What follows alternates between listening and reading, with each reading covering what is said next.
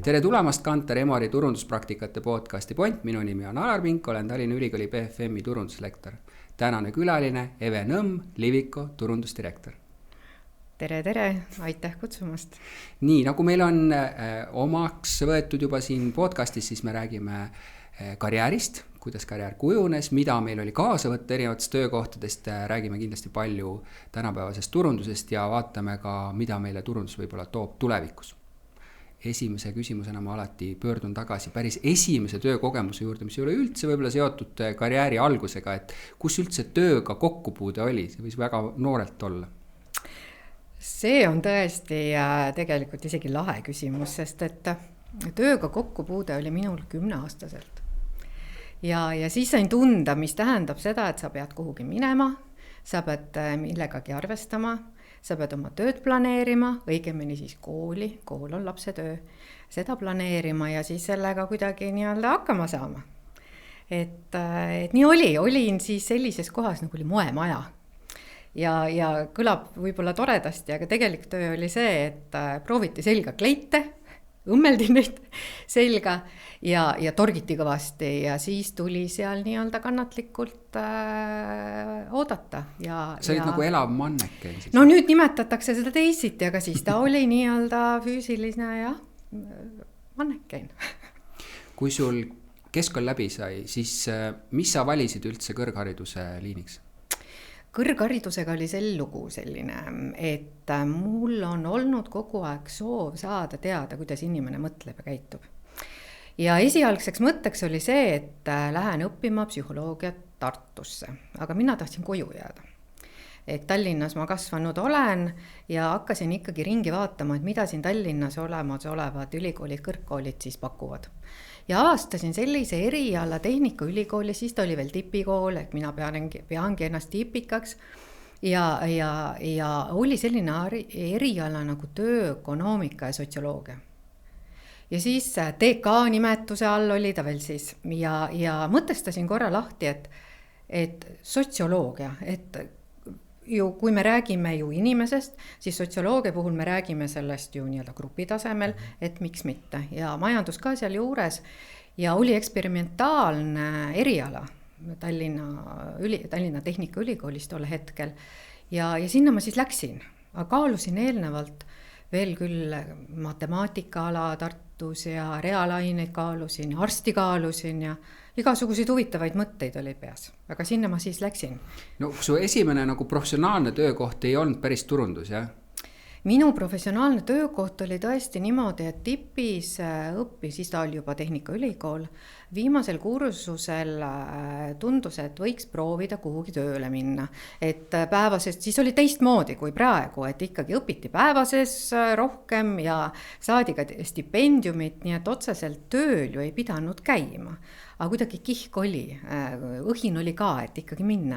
Ja läksin tööle laevandusse, et see oli siis Tallinna Soome vahel, oli juba elavnemas laevaliiklus, tekkis esimene selline Soome-Eesti ühisfirma ja laev nimega Corbier oli siis minu esimene amet administraatorina.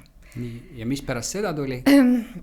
Ja peale seda tegelikult see karjäär seal laevanduses muudkui jätkus ja jätkus. Iga kord, kui oli mõttes, et võiks ikkagi nii-öelda maiseks tulla, siis tekkis kas uus laiendus, tekkis kõrgendus administraatoriks, vanem administraatoriks kiiresti, siis purser, kes on selline huvitav ametinimetus, et see on selline laeva teeninduse eest vastutav isik, siis administraatorid ja seal laevakorraldus nii-öelda teeninduse poole pealt.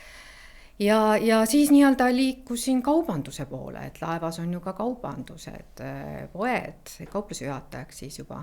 Ja niimoodi ma seal püsisin päris mitu aastat. Ja millal see siis maismaa poole said? Kuskil 6-7 aastaga siis osutus selline ametikoht valituks, nagu sama ettevõtte sees jällegi olid liikumised.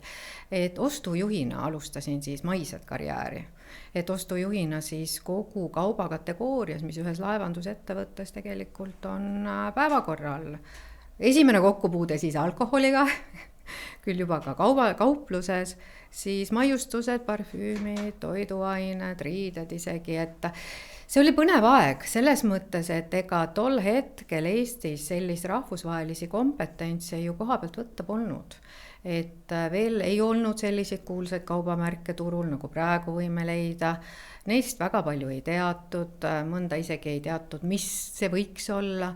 Ja selle kaudu, selle ostujuhi ametiga tuli väga palju teadmust, kuidas üldse tegelikult kaubanduses äri käib. Kuidas osta, kuidas müüa, kuidas valikuid koostada, miks ühte või teist toodet valida, mida nad toodetest räägivad, mis need argumendid on, hästi põnev aeg oli. Sa räägid niisugune 90ndate keskmisest alla natuke, eks ole? Ja 90ndad tegelikult ikkagi, 90ndad lõpp, ma räägin praegu isegi nagu sellest ajast, jah. Ja siis tuli sul juba teekond edasi nagu turundusega seotud asjadesse? Ta tuli jah samm-sammult, et ühe konkreetse laevanduse ettevõtte elukäik ei olnud väga pikk, oli aasta jagu tegelikult seda karjääri ja siis läksin mina tööle juba Eestis väga tuntud ettevõttesse, tol hetkel oli Valior ja Food Impex, Brandmeister Food Impex, kus oli väga laialdane alkoholi valik. Ta oli hulgikaupmees, tähendab, ja oli põhiliselt siis ikkagi nagu, kasutame ikka endist sõna nagu maaletooja, tahaks öelda kuule viia, aga selline importtegevusega tegelev ettevõte, kelle portfellis olid väga kõnekad ja kaunid kaubamärgid. Ja elu on läinud niivõrd spiraali mööda, et ka täna ma puutun mõnede nendest kaubamärkidest uuesti kokku, aga võib-olla siis teisel tasemel. Et võiks siis öelda varsti juba 30 aastat joogitööstusega seotud. Jookidega seotud valdkonnas tõesti on see karjäär olnud päris pikk ja siia selle valdkonna juurde olen ma jäänud. Ilmselt on siin midagi olnud põnevat. No sa ütlesid ka, et juba siis, kui sa hakkasid kaubanduse poolega tegutsema, et tuli sellist välismaist know-how'd nende brändidega kaasa, et ma eeldan siis Valiorsse samamoodi, et ega siis kuidas neid turustada, see tuli ikkagi välismaalt kaasa, eks ole, et sa mingis osas hakkasid sealt saama sellist nagu paremat sisendit, kui paljudel teistel oli, eks ole, siin kohapealsetel, kes pidid ise välja mõtlema, kuidas asju teha.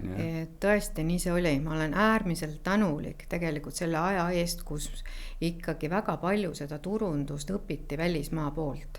Kuidas tooteid juhtida, kuidas turundusplaane koostada, kuidas seal võib-olla eesmärke me ei osanudki nii hästi veel koostada, aga just nimelt, kuidas seda turundus, seda toekat tuge kaubamärkide müüki pakkuda, oleme ausad, siis oli ka seaduseruum teine, et kõik oli võimalik, kõike sai turundada, kõike sai üritusi, sai teha teistmoodi, kaubamärgi nimesid sai rohkem ei kasutada, tänasel hetkel on see muutunud, aga nii-öelda turunduse veel ütleme õpilasena oli see ikkagi hästi kõnekas, et õpetajateks olid oma ala väga tugevad professionaalid suurtest kuulsatest rahvusvahelistest gruppidest. Kas te saite isegi nagu planogrammidest nagu mingit informatsiooni, et kuhu võiks nagu midagi panna? Ja. Kõik need sisendid võib-olla tulidki nendest algusaastatest ikkagi, et mis üldse tähendab see 4P-d. Kas tollel hetkel mäletad seda, kas kohalik, näiteks tänane tööandja, kes on ju vaieldamatu turuliider olnud kogu aeg ka mingites päris laias tooteportfellis, et kas tema oli sulle samaväärne konkurent tollel hetkel või sa nagu nägid, et kõrvalt see, kuidas välismaised kaubamärgid teatud asju vaatasid ja lähenesid, et tunduski, et on nagu puudujääk mingis osas nagu kodumaises turunduses? Ei saa niimoodi öelda, et puudu oleks olnud, midagi oli võib-olla isegi üle, et aeg oli teine ja turg oli hoopiski teine, et kui me mõtleme praegusel hetkel ka Liviko positsioonile tol ajal, siis Liviko tuleb ikkagi sellest ajast, kus teatud segmendis oli ajaloolistele faktidele tulenevalt ülemvõim. Ja kaubamärgid olid ju tuntud, et isegi oma turundusplaanides sellest, kui me rääkisime importtoodetest, mille turu osa võrreldes ikkagi kohaliku tootmisega nii mõneski kategoorias oli ju väga-väga väike, liköörid, viinad, et siis me lausa elimineerisime kohaliku tootmise. Et isegi niimoodi tegime. Te vaatasite pigem teiste importide vahel. Nagu väga lähedasi segmente ja tegelikult tänapäeval tehakse seda samamoodi, et sa ikkagi konkurentsisituatsioonis võrdled ennast konkureerivate esmalt toodetega, millega sa konkureerid ja siis laiemalt. Ma lihtsalt mõtlen seda, et noh, et mina sattusin ka, eks ole, Kalevisse nagu 2001 vist oli midagi taolist, on ju. Ka noorena on ju ja Kalev 90ndatel keskel ja niimoodi, tegelikult neil oli ainult kaotada. Neil nagu võita ei olnud, sellepärast, et noh, pigem oli nagu turust praktiliselt 100% käes igast sellest ja siis hakkas tulema, on ju. Ja see teadmine jälle, kuidas need asju teha, ei olnud nii hea, on ju. Et noh, et lihtsalt see lõigi sa sellega, et sul ajaloo oli nagu teadlikkus, on ju, brändid tuntud, maitsed suust. Et täpselt sama oli nagu paljude teistega kaasa arvatud, ma ütleks nagu alkoholitööstusega, on ju. Et ma just mõtlen, et kui sa kõrvalt vaatasid, jah, et te nagu positsiooni nägite, aga neid tegevusi, mida nad tegid, et kas need olid samal tasemel professionaalsuse mõttes, sest ma väidan, et kõikidel ei olnud seda, ma ei olnud Livikaga, ei ole kokku puudunud nii palju. Et kas sul nagu konkurendina tundus, et need tegevused, mida tollel hetkel tehti, et need olid nagu heal tasemel või? Et see, et portfell oli heal tasemel, on teine asi. Tegelikult olid, et ma arvan, me mäletame ise tarbijad, ütleme Eestis, isegi kui ei ole turundusega tegelev inimene, väga edukalt Viru Valge reklaam, elav legend, ma arvan, kõigil on meelde jäänud. Veidi hiljem juba võib-olla lauaviina reklaam, kui lanseeriti, et oma klassi turvalisim endiselt on kuskil jäänud mälusoppi ja Vana-Tallinnaga tehtud ka printreklaamid, mis olid ikkagi hästi meeldejäävad, hästi jutustavad ja väga, väga heal tasemel tehtud. Eks sa nagu hindad isegi nagu nende tööd sellel ajal hetkel oli tegelikult tasemel, eks ole? Oli tase, kindlasti oli tasemel nende võtmekaubamärkidega just. Valiorest see aeg lõppes, kas oli enda initsiatiiv, oli lähenemised ja kuhu edasi? Nende rahvusvaheliste kaubamärkidega on sageli niimoodi, et nad vahetavad kodusid. Ja on omanike muudatused, mis on olnud ja toimunud, et minuga siis sündis selline lugu, et Eestisse oli loodud selline ettevõte nagu Viinux Sprit. Ehk siis Rootsi tütarettevõte, Rootsi monopol tütar, ütleme Rootsi riigile kuuluv tol hetkel siis ettevõte. Ja neil oli juba loodud siis oma alaüksus Eestis ja võtsid nad enda hallata ka siis oma kaubamärgid ja üks nendest oli siis üks viinabränd Absolut, millega siis tol hetkel sai kaasa liigutud pigem. Aiga täiesti kohe sellise klassikuga nagu. Et klassikuga sai kaasa mindud ja võib-olla see väljakutse oligi see, et vaadata natukene sellist Skandinaavia mudelit ja juhtimist, et ütleme, ma olen äärmiselt tänulik olnud sellele oma karjääri ja kogemuse alusel, et ma olen saanud töötada mitmes organisatsioonis.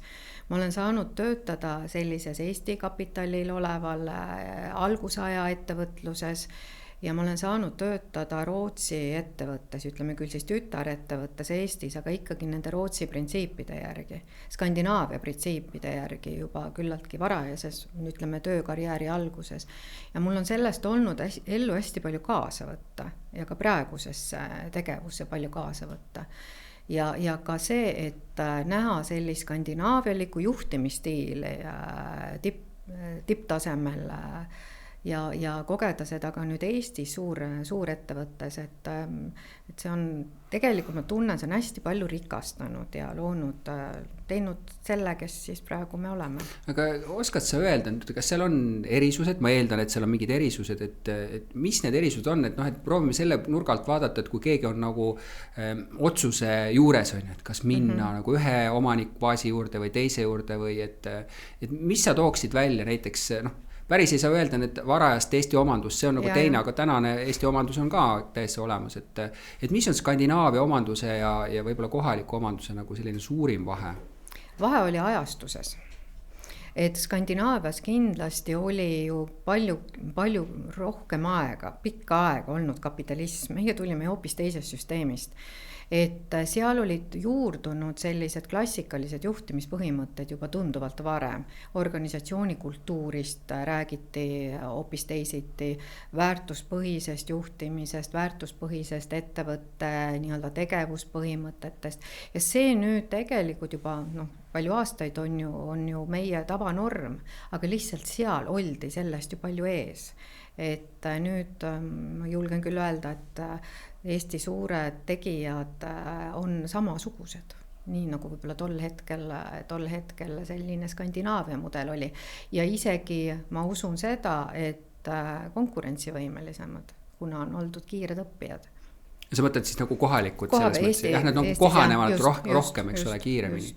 mis sa kõige rohkem kaasa võtsid sealt sellise ikkagi rahvusvahelises mõttes täitsa legendbrändi nagu turunduse juurest? Selliseid case studysid kindlasti ja sellist rahvusvahelist skaalat, brändi ehitust, brändi komponente, turundusplaani, ma arvan, väga palju, mis töötab, mis ei tööta, ka sellist elluviimist, ja seda praktikat, kuidas erinevatel turgudel mõnda sama ideed ellu viiakse, et sellised suuremad sorti networkid või siis kohalike turgude, 5 turgu oli meil siin meie klastris, nende omavahelised arutelud, kuidas mõnda kampaaniat viia ellu, mida üksteiselt õppida, mida enda kogemustest jagada ja loomulikult see rahvusvaheline praktika. Et kõik oli uus. Vaata, me vahepeal lugesime siin ajakirjandusest, kui oli mingi natuke skandaalne maiguline, et kuidas Rootsi pangad vaatasid nagu kohalikke ettevõtteid siin, eks ole, et kuidagi ei ole niisuguse väärtusega ja ei teata. Kas sina omal selles ajastus tundsid, et kuidagi vaadati, et tulite kuskilt ja ega te turundusest midagi väga ei tea või ei ole sellist suhtumist, et see on olnud nagu piiratud suhtumine ikkagi? Mina seda jagada ei saa, et seda ei olnud, et ise sai ka küllaltki innukas oldud ja tol hetkel peegeldatud tagasi seda teadmust, mis siis tolleks ajaks oli juba kujunenud ja oli õpitud ka natukene aega. Et pigem vastupidi näidata, et me oskame ja me teeme veel paremini ja et ega siin meie tootejuhid olid ikkagi küllaltki hästi hinnatud. Selle küsimuse mõte oli ka see, et mul oli just eelmises episoodis oli Peter Roose, kes on küll täna Amser Grupi turundus- kommunikatsioonijuht, aga ta oli Tallinkis tollel ajal turundusdirektor ja tema ju läks siis omakorda tellijana nagu Skandinaaviasse ja siis tema suur pluss oli see, et ta oli ju tulnud Kanadast, eks ole, väliseestlasena, et et ma küsisingi, et kuidas teda võeti, et äkki võetigi, et tal oli ikkagi nagu palju parem kindlus tulla mõnes mõttes, on ju. Et sellepärast oli huvitav nagu aru saada, et kuidas nagu vaadatakse, eks ole, et kas vaadati siukse nagu, aga sa vastasid ära, et tegelikult ei olnudki nagu sealt... Ma arvan, et oli nii ja oli naa, et alati ütleks niimoodi, et olukorrad võivad olla väga erinevad, aga ikkagi need inimesed, kes igapäevaselt neid asju teevad ja asju juhivad ja ka täide viivad, et see suhe tekib nende inimeste vahel, mitte niivõrd võib-olla, mida kõik teised arvavad või kuidas mujal on. Miks sa arvad, et rootslased on niivõrd head turundamise, sest see sama Absolut on üks, aga IKEA ja neil on ju muusikatööstuses, nüüd on Spotify. Kuidas ka tegelikult ju väike riik, eks ole, siin samas nurgas, eks ole, on suutnud maailma brände teha? Mis neil siis on? Et sa olid selle ühe brändi juures, sa nägid midagi, mida nad teevad see õigesti? See on hea küsimus, et ega siin ei ole ilmselt ühte vastust ja ei ole mina ka seal õppinud ja selles mõttes nendega koos ju kasvanud. Aga seda meelelahutuse mõttelaadi neil on, et ilmselt kuskilt maalt on see kindlasti kooliruumist juba pärit, kindlasti see edaspidine koolitus siin võttes arvesse, kui me jõuame näiteks väikesesse detaili turunduses, nagu on praktiline disain, siis ma arvan kindlasti rootslased on siin väga tublid olnud, et nad suudavad nii-öelda teatud osa paremini ellu viia, sellepärast, et nad on ette valmistanud selleks ennast paremini. Et ma arvan, see on väga-väga sümbioos, et ma ei usu, et siin on ühte võtit, et teeme nüüd täpselt sama moodi, et siis meil läheb sama hästi. Aga ma arvan, ega meil on siin samu häid praktikaid kõrvale tänasel hetkel juba panna.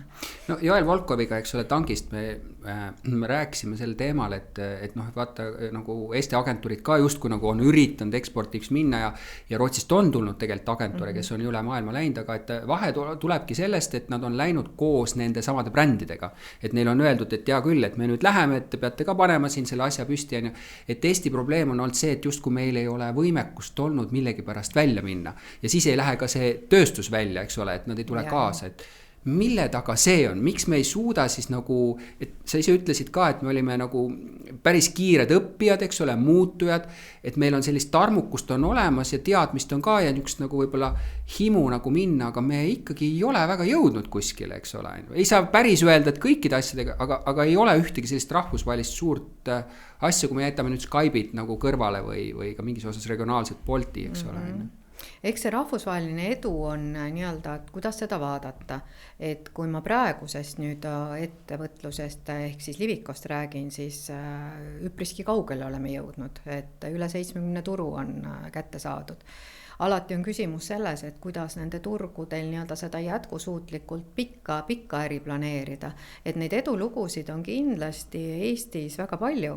Võib-olla ka me ei räägi nendest, et väga sageli tuleb see lugu meile koduturule tagasi sellest edust, et nagu on, et kõigepealt kuulsus mujal maailmas ja siis kuulsus Eestis siia järgi. Et ja kui nüüd mõelda selle peale, et miks agentuurid ei lähe kaasa või siis me ei jõua nii-öelda sellises kollabina, koostööna välja, siis alati üks mõte on ka selles, et mis oli ennem, kas turundus oli ennem või jaotus oli ennem.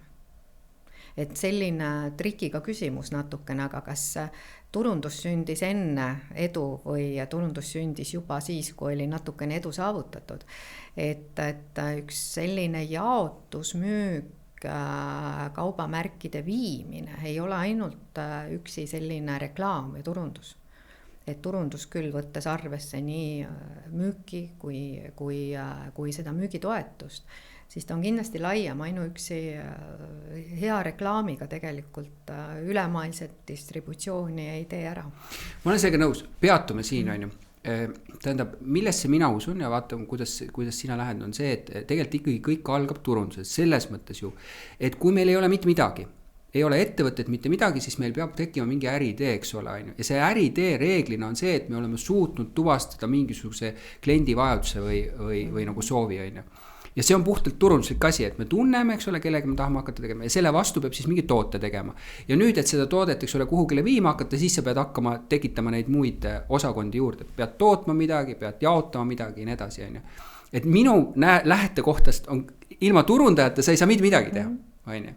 Et ma ei tea, no kas see, ma olen nagu nõus, et kui sul on juba ettevõte, eks ole, eriti kui sa võtad sellist toiduainetööstuse ettevõtet, eks ole, et siis seal ongi kriitilise tähtsusega on ka muud aspektid, on ju, et noh, et kui sul, nagu sa ütlesid õigesti, kui sul ei ole logistikat või ei ole sul tootmist korralikku, eks ole, no siis sa ei tee ka mitte midagi, on ju. Kui sul on näiteks mahud liiga väiksed, sa võid igast asju teha, on ju.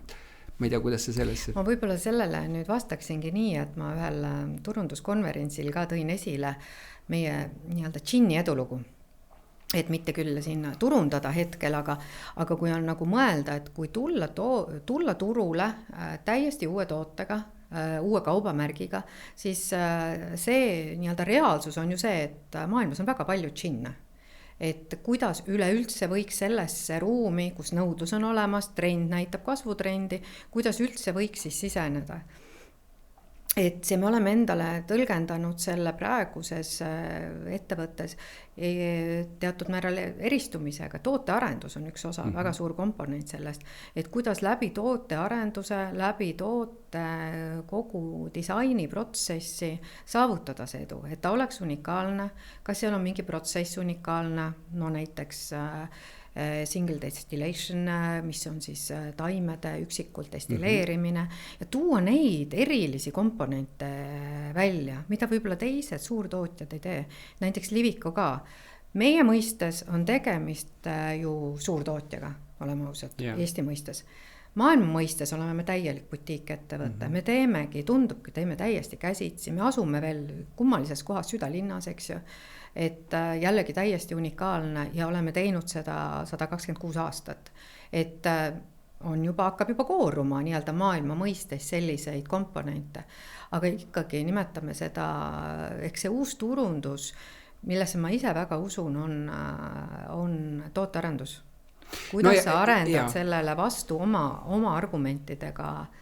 Sellega ma olen nõus, aga põhimõtteliselt, kui sa võtad sellise klassikalise 4B-d, on ju, siis ta on see toode, on ju, see tootearenduse mõistes, et ta on seal osas, on ju, me hästi palju, eks ole, turundajatena räägime sellest promotionist ehk sellest turunduskommunikatsioonist oma reklaamis ja kõiges muus, on ju. Sa tegelikult nimetasid lisaks sellele tootele mõnes mõttes nagu noh, logistika käib selle place'i alla, eks ole, et noh, et kuhu sa viid, et kuidas sa viid sinna, et tihtipeale võib-olla ka selles teie valdkonnas need mängivad veel suuremat rolli, sest teil on mõnes mõttes see promotsiooni osa mingis osas kinni pandud, eks ole, et siis te peategi kasutama neid teisi nagu turunduslikke elemente, kus võib-olla ongi see suur erinevus, et veel kord, et kui ma vaatan nüüd noh, vesteldes üha rohkem nende turundajatega erinevatest valdkondadest, et meil on palju turundajad, kes valdavad turunduskommunikatsiooni, aga ei valda toodet, ei valda üldse hinda, mis on väga raske asi, eks ole, ja veel vähem tahavad mingit kohaga tegeleda, eks ole, et just, kuidas see toode sinna satub ja kõige muu asjaga, nii et ma nagu ikkagi, mitte et ma hindan ühte turundajat vähem kui teist, aga ma lihtsalt ütlen, et turunduslikus mõistes need kõik komponendid, noh, ja tänapäeval räägitakse veel protsessist ja kõigist muust asjad, inimestest, et nad on tegelikult samaväärsed, ja hea turundaja tegelikult peaks kõiki neid samaväärselt kasutama ja oskama nendega ümber käia. Ma ei tea, mis sa selle kohta ütled. Sa puudutad tegelikult väga, väga õiget teemat, et kuna sa juhtisid seda jutuajamist sinna ekspordi poole ja nii-öelda, et kuidas Eesti ettevõtted saavutaksid seal edu, et see turundus tõesti, see on üks komponent ja arvestades siis nii-öelda selle toote hinnastrateegiat, kõigepealt selle toote arendusprotsessis, milline ta välja näeb, kuidas ta maitseb, mis on need unikaalsed müügiargumendid, aga toote edu taga on kindlasti need protsessid ja kõige vaata, et olulisem on see, et kuidas me siis jõuame oma võrgustiku niimoodi üles ehitada, et meil see toode jõuaks riiulisse, sest see, et kui ta riiulisse ükskord jõuab, see on tegelikult lõpptulemus. Meie teeme seda väga aktiivselt näiteks läbi messide ja läbi duty free, läbi travel retaili, et jõuda tegelikult ka siseturgudele. Ja see ongi see keerukuse osa ilmselt, kuidas jõuda meilt välja ja suureks. Me jõuame sinna tagasi, et lähme edasi, kui see absoluuti aeg ümber sai, kuidas oli järgmine valik? Siis oli üks tore vahepealne etapp ja oli ja mida ma võib-olla isegi soovitan paljudele, on see, et vahepeal tuleb proovida teha ka väikest ettevõtlust. Ja oli siis eluetapis tõesti selline tore ettevõtte vorm, oli väike maaletoomisega seotud ettevõtte ja ka jaesuunaline kauplusega seotud ettevõtte. Ja nende sümbioosis tegelikult teenindada ja vaadata, kuidas selles jaeelus, selles samas valdkonnas see elu väga lähedal lõpptarbijale käib. Kuidas sünnivad ostuotsused, kuidas kommunikeerida seda nii-öelda jae poolt. Et see oli kindlasti Kas valdkond oli sama või oli laiem? Valdkond oli täiesti sama ja asusime kesklinnas, täitsa südalinnas armsa veinipoega ja tõime maale ja jaotasime, müüsime ja arendasime siin teatud selliseid võib-olla uusi suundi selles alkoholimaailmas nagu ärikingitused.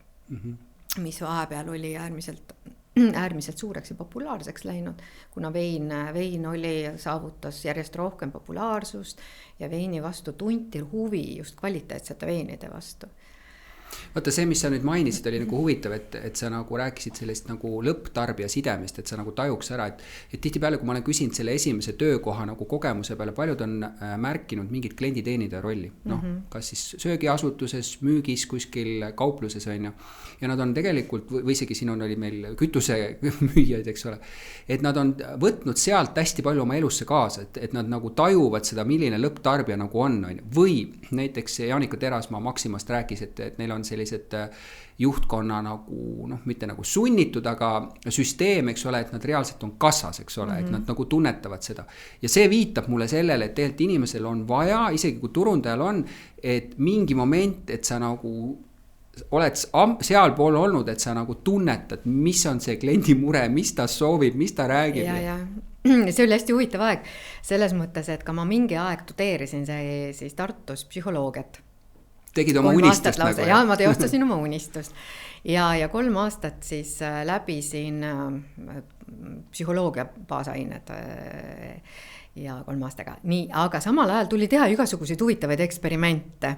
Et see kaardina taga piilumine, et kuidas tarbijad käituvad ja siis ma lausa jälgisin ja mõõtsin seda, et klienti pühendatud teenindusaeg, kuidas ta korreleerub tema ostukorviga. Korrelatsiooni ei tulnud. Ei ole seotud, et kui keegi võtab rohkem aega. Selles uuringus korrelatsiooni niimoodi ei tulnud ja sealt järeldus oli tegelikult see, et väga sageli see teenindus baseerub isiksuse tüübile ja tegelikult selle inimtüübile ja inimtüübi korrelatsioon ostudega ei osutunud siiski selleks, mis ma hüpoteesiks püstitasin. Aga ütle, kui sa läksid seda tegema, no sa ei läinud üksi tegema, eks? Jaa, ei läinud, jah. Aga sa olid omanikuna kaasas või ei Olin olnud? Osanikuna, jah. Mis tunne see on? Vaat see on ka nagu huvitav. Ma olen nagu mõelnud, et väga paljud turundajad, kes on teinud väga häid karjääre, tegelikult ei ole kordagi läinud ise midagi nagu proovima. Isegi kui sa oled nagu kaasosanik või midagi, on ju, et miks see on? No võib-olla, et elu on pannud paika ja on tulnud uued väljakutsed ja suures süsteemis on alati hea ja makstakse ka hästi, on ju. Aga osad on öelnud, et tegelikult nagu kas ei ole ideed või ei ole julgust ikkagi. Ja siis ma nagu mõtlen, et mis mõttes julgust, sest turundajana sa ka on kogu aeg riskid, et mis see on. Mis sa sellest kogemusest kaasa võtsid lisaks sellele, et sa nagu said tarbijatega nagu vahetult suhelda ja nagu nende käitumist jälgida? Väikses ettevõtluse vormis, kus sageli sa pead tegelema kõigega. Kõige suurem õppetund, kust tuleb raha ja kuhu raha läheb. Ja kui tegelikult oluline on mõista kogu protsessi, et see kõige suurem õppetund ilmselt ongi selles võib-olla igapäevases kalkuleerimises, et ongi erinev mõttelaad suures ettevõttes, kus väga lihtne, meil on ju, me oleme töövõtjad, tööandjad, meil on kas töötajatega lepitud kokku palganumber või oled ise selle kokku leppinud ja nii ta on, teatud kuupäeval on kõik ju hästi. Väikese ettevõtjana ongi teemad natukene teised. Sa nagu viitad sellele rahavoo juhtimisele, eks ole? Rahavoo juhtimisele. Et kust see raha ikkagi selleks päevaks mulle olemas on? Täpselt kust ma siis saaks, lihtsad asjad, need lihtsad asjad igapäeva elus, et nagu ma juba ütlesingi, et kust raha tuleb ja kuhu raha läheb. Kas see periood, kui sa siis nagu seda tegid ja hiljem läksid uuesti nagu ettevõttesse, et kas see aitas sul hiljem paremini aru saada ka kaasjuhtkonna mõtetest, eks ole, et kui räägitakse, et ma ei tea, teeme sellised ärilisi nagu otsuseid, eks ole, et siis sa nagu oskasid rohkem suhestuda sinna. Mitte, et sa varem ei teadnuks selleks, aga ma mõtlen nagu just suhestuda, et mõtlesid nagu rohkem kaasa või oma mõtetes? Kindlasti see küsimus, miks on kindlasti, ja ma ütleks, et see sama küsimus, miks me mida teeme, see nii-öelda aastatega kogu aeg süveneb. Ma ei tea, võib-olla see on vanusest tingituna, aga see sama asi, miks me midagi teeme, miks me mingi projekti ette võtame, miks me sinna kas kulutame või selle peale nii aega kui raha. Ja seda kindlasti ma usun, et selline väike ettevõtluse kogemus või siis ka ettevõtte juhtimise kogemus kindlasti aitab kaasa. Kas kui sa võtad inimesi tööle täna, eks ole, ja nendel juhtub olema näiteks turundaja taust selles mõttes, et kas nad on siis töötanud või nad on õppinud, eks ole, seda kas Tehnikaülikoolis või Tartu Ülikoolis või mujal. Kas sa näed seda, et finantsjuhtimise oskust õpetatuna on üldse kaasa tulnud, et kas rahast arusaamine on olemas või ei ole? Mõnikord on ja mõnikord ei ole. Et see ongi, ma võib-olla nüüd puudutangi sellist teemat, et jah, me ikka aeg-ajalt ju otsime uusi tiimiliikmeid või on seda elus pidanud tegema. Ja kui otsida turundajaid, tootejuhte või turundusspetsialiste, ütleme, oleme nüüd tootejuhtimise kesksed, siis väga sageli võib-olla mõistetakse neid positsioone erinevalt. Et see ootus sellisele tootejuhtimisele, turundusjuhtimisele võib olla seotud küllaltki palju sellise ainult promotsiooniga. Et ma tegelen siin, mul on hea digiturunduskogemus ja mul on hea ürituste kogemus ja ma olen üldse üks loov inimene. Et seda on ka, et ma olen väga loov. Ja siiamaani, alles hiljaaegu oli ka üks hästi huvitav turundusanalüütika konverents. Ja jäi kõlama sealt see, et on nii-öelda jumala tahe ja on andmed, et need kaks asja on nii-öelda kindlad. ja kui nüüd selle peale mõelda, et neid uusi turundusse tulevaid või siis töökohta soovida, need, kes soovivad endale mingit uut väljakutset leida, väga sageli ei teadvusta, et see turundus on eelkõige andmed.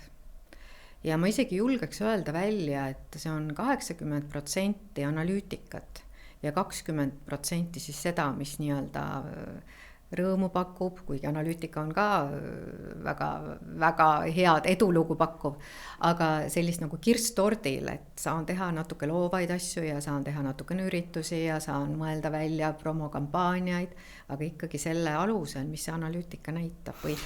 Kas ma isegi täpsustaks seal, et kas see isegi on 20, äkki see on vähem, sest seal on üks suur tükk on veel, on projekti juhtimine. Mis on ju tegelikult veel üks põhiline asi, et kuidas selle andmete pealt teha veel midagi ära ka, eks ole? See on, see projekti juhtimine on nagu juba see, et miks, vastab küsimusele miks, et kui on juba otsustatud, mida teha, miks teha, et siis kui on seda projekti vaja juhtida, siis ta tuleb ära juhtida.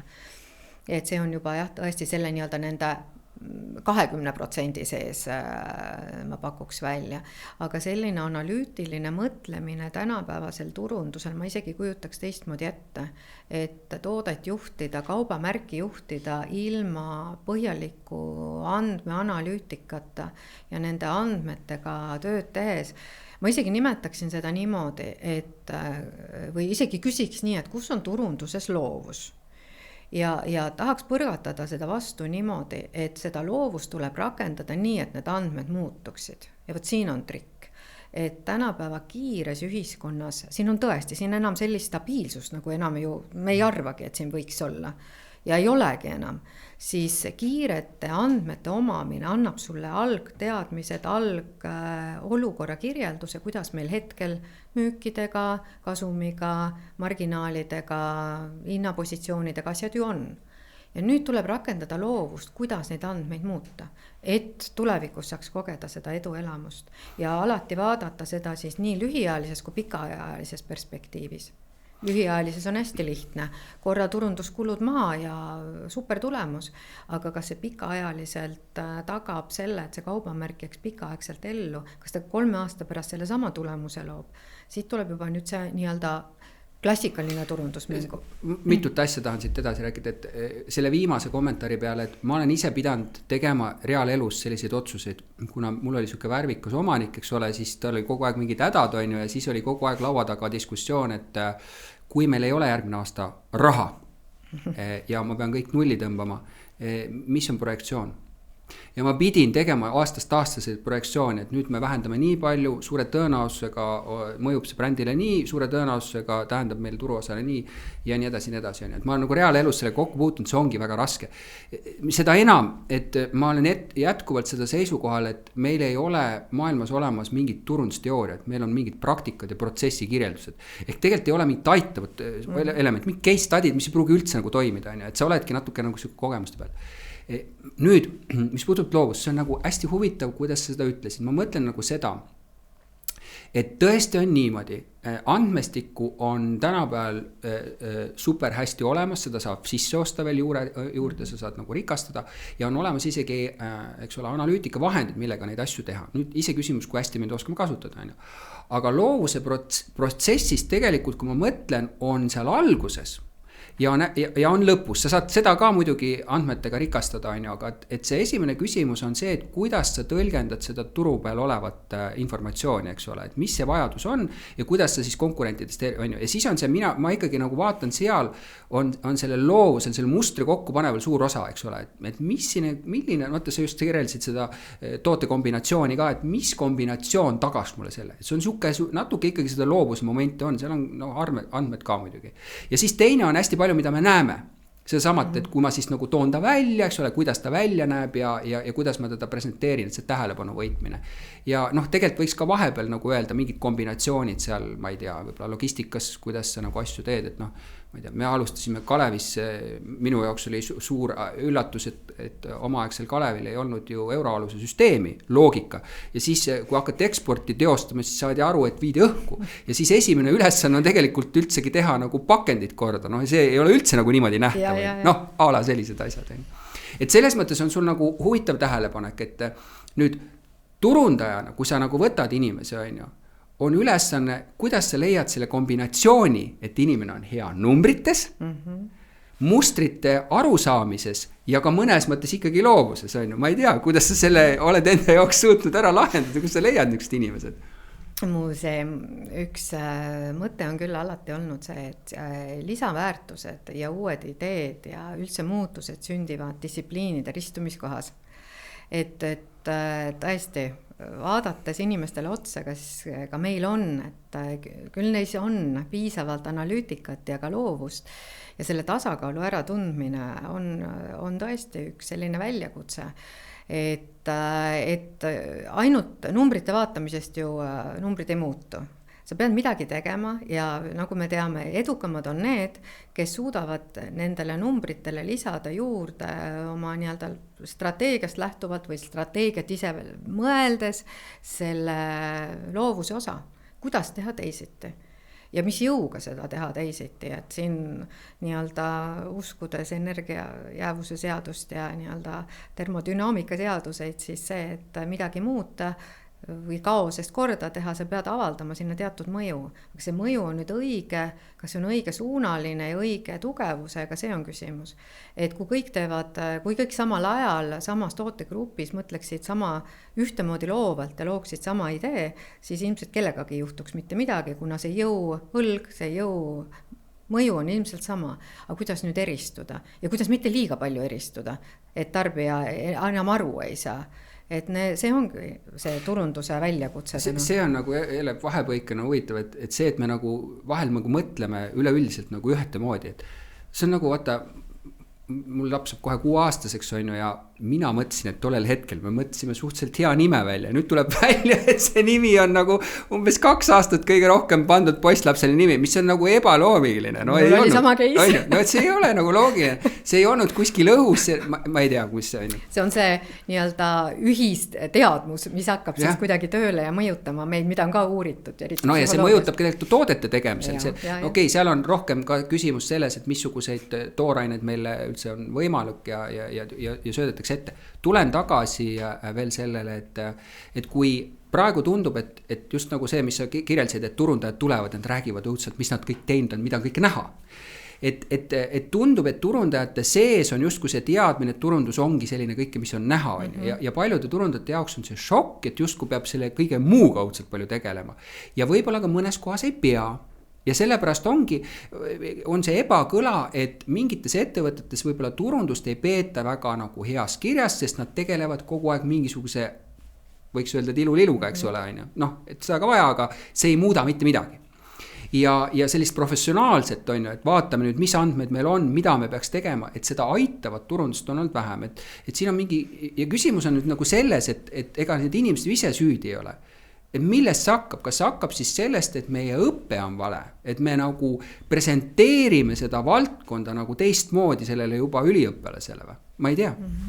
Sa ise võib-olla oskad sellele küsimusele tegelikult isegi paremini vastata, et mina praegu ei ole käinud ülikooli nii-öelda kursustel kuulamas, mida üliõpilastel räägitakse või mingid ajad tagasi räägitakse. Et ma usun sellesse, et kui selles õppimisprotsessis oleks kaasatud teooriat palju koos ka praktikaga ja päris eluliste näidetega, tegelikult ju kõik koolid saadavad ju kuhugi praktikale. Kui paljud ettevõtted rakendavad seda osa, et neid praktikante endale nii-öelda külla lubada ja töövarjuks seal kaasata. Et eks see päris elu osa käib tõesti, kindlasti ta käib sama jalga, aga võib-olla alguses ei saa kohe aru. Et kui palju nüüd ülikoolis jäädakse sellise nii-öelda puhtalt turundusteooriate peale ja kas seal on rakendatud neid uusimaid teooriaid. Ma lihtsalt on näite, et vaadates, kuidas see turundusteooriagi on muutunud 60-ndatest, et kõigepealt me räägime McCarthy 4P mudelist, siis tuli Kotler oma 7-ga juurde, siis tuli juba nii-öelda Gudin tuli juurde juba nõusoleku turundusega ja nüüd 2000-test aastatest me hakkame rääkima tegelikult shopper marketingist, ehk siis ei taha kasutada inglisekeelseid väljendeid küll, aga ütleme sellest ostja turundusest. ja tuli pilti hoopiski see teema, et me iga kord ei tea, kui me kanaliseerime oma informatsiooni nii-öelda erinevatesse meediakanalitesse, siis mingil hetkel tekkis ju meil kõigil tunne, et aga me enam ei tea, mida inimene vaatab. Kas ta vaatab telekat, kas ta vaatab sotsmeediat, kas ta näeb autori, kas ta loeb ajakirju. Ehk see pilt, mida me arvame või teame, et meie sihtklient või meie tarbija vaatab, me olime väga eksinud. Ainuke viis tegelikult kätte saada ja suhelda oma tarbijaga on poekeskkonnas. Meil on see 3 sekundit. Ja kas niigi palju, et kuidas selle ajaga on nüüd turundus muutunud sellisest üldisest brändi ehitusest kindla sihiga ostukeskkonna turunduseks. Ma toon siin selle näite, kus see mõttenihe tegelikult meie valdkonnas väga tugevalt ju toimus. See ei ole üldse hiljaaegu toimunud, see toimus siis, kui muutus reklaamiseadus. Et tegelikult tänasel hetkel Eestis alkoholi on võimalik turundada, aga meil on väga palju piiranguid ja me väga selgelt respekteerime ja arvestame sellega. Et me saame küll näidata, aga on kindlad reeglid 9 elemendiga, mida me tohime kasutada. Seega see ainukene suhtlus, täpsem suhtlus, tähelepanu on poekeskkonnas.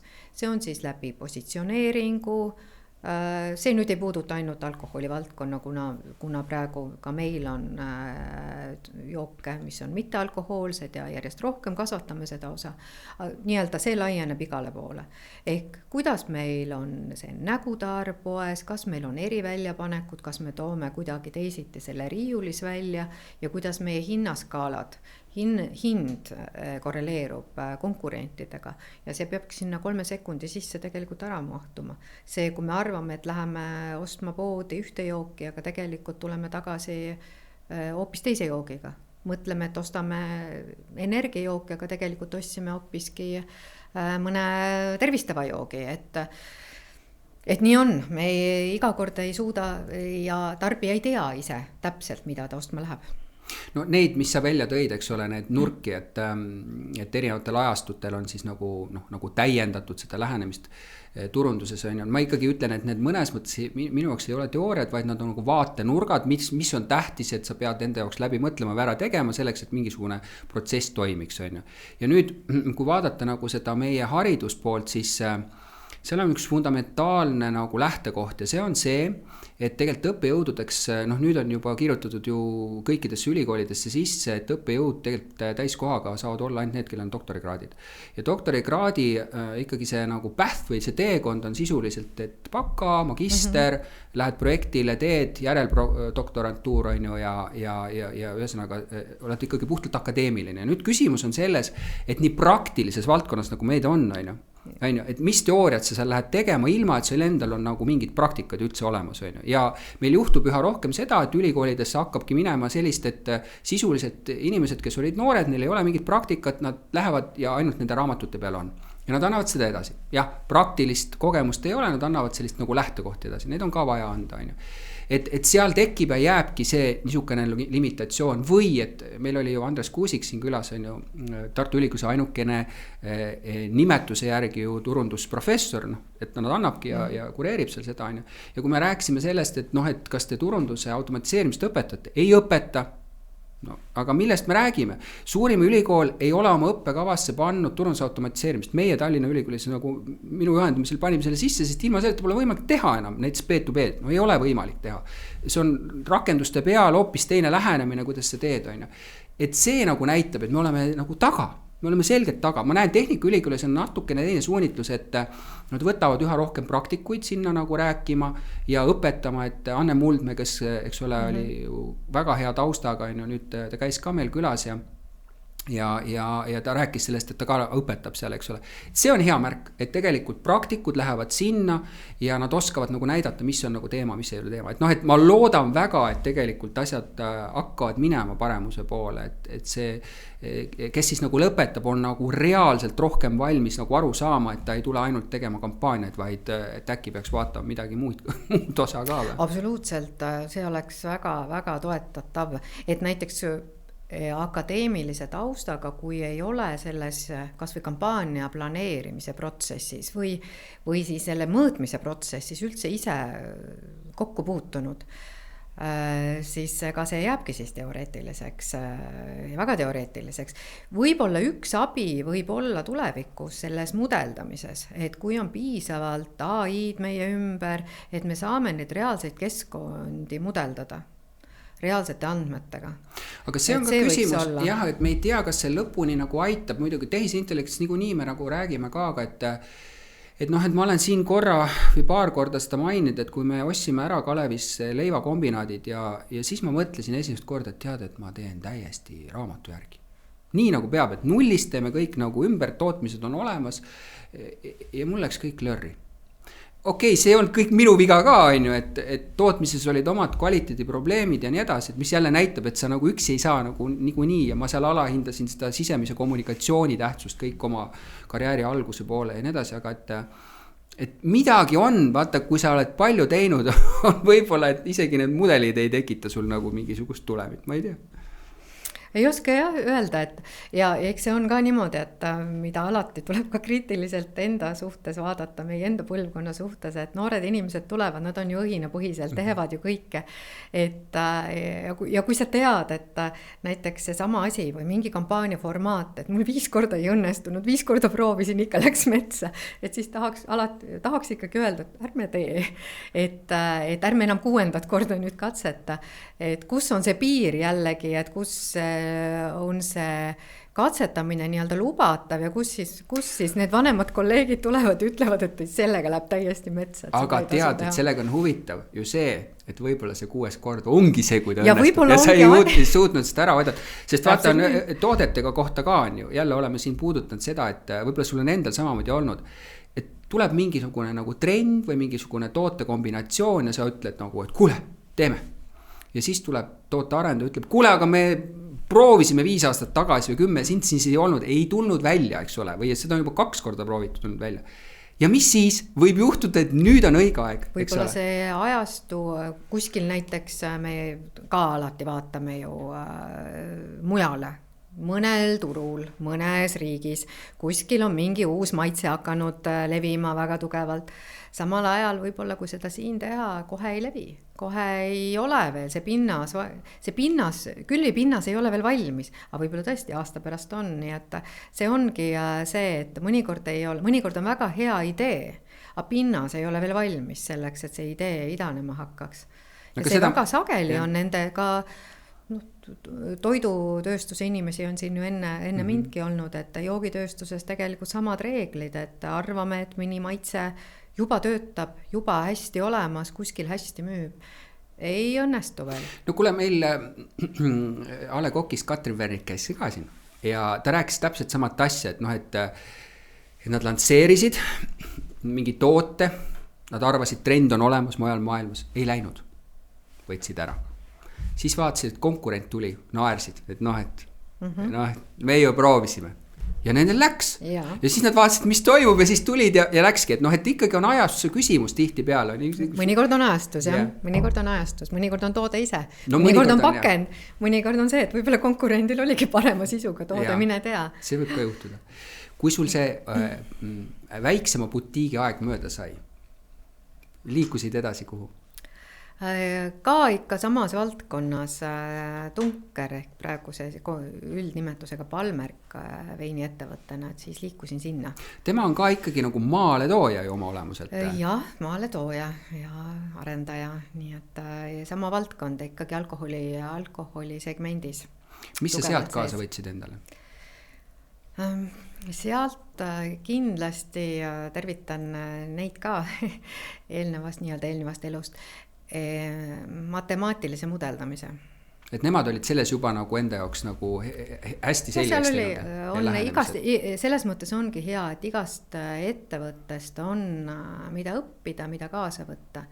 Et küllaltki ütleme Eesti mõistes need ettevõtted, kes on ikkagi tol hetkel juba Eesti vabariigi, nüüd uue vabariigi ajal loodud, et oma kaasaegsuses ja sellises heas mudeldamises oli mida õppida. Ütleme siis niimoodi, et tegelikult kõik, kes on ikkagi suutnud see 20-30 aastat juba turul olla, et nad midagi peavad ikka õigesti tegema, et on ju. Kindlasti midagi peab olema õigesti, et kuskil peavad olema need ettevõtte tugevad küljed. Niisama ei juhtu midagi, jälle selle sama loodusseaduste peale, et iseenesest läheb asi kaoseks, et süsteemid ja sa pead seda mõju avaldama ja õiges suunas avaldama. Pärast Dunkerit? Tuli minu teele Liviko.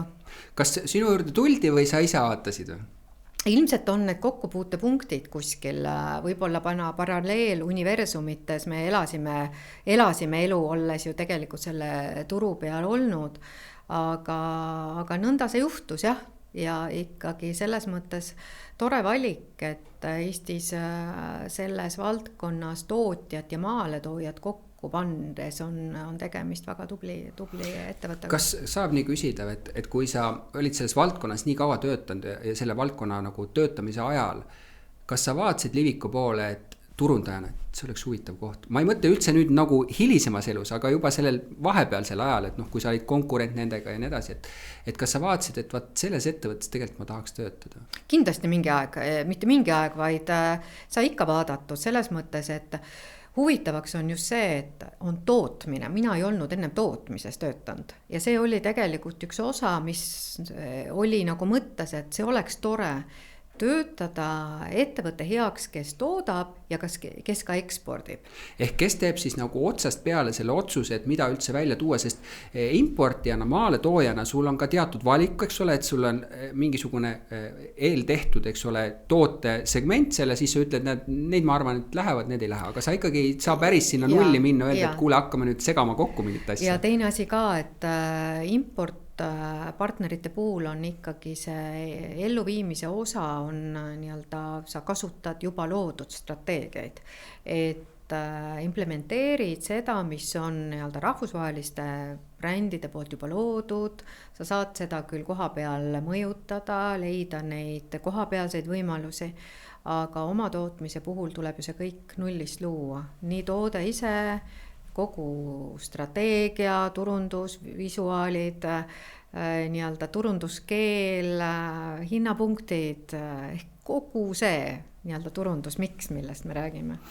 Miks ma küsisin seda, et kas sa olid selle peale mõelnud, et ma mäletan, minul jäi nagu kripeldama, et enam ma muidugi ei taha minna, aga et mõned ettevõtted, kus sa mõtlesid, et ma tahaks seal töötada, üks näiteks oli Saku õlletehas. Vaata, nad olid omal ajal selline legendaarne tegija, kuna ma, eks ole, agentuuri poole pealt tegin Alle Kokki, siis ma nagu vaatasin, ma ikkagi hindasin divisioni seal taga ja kuidagi siis ma mõtlesin, et jah, et kui üldse nagu kuhugile tahaks minna, siis sinna. Täna ma muidugi tahaks sinna minna. Aga et kuidagi ei, sina oled nagu jõudnud sinna, mida sa nagu kunagi mõtlesid, et päris hea koht, eks ole. Jah, aga selles mõttes ka, et kindlasti oleks seal olnud teatud kriteeriumid, et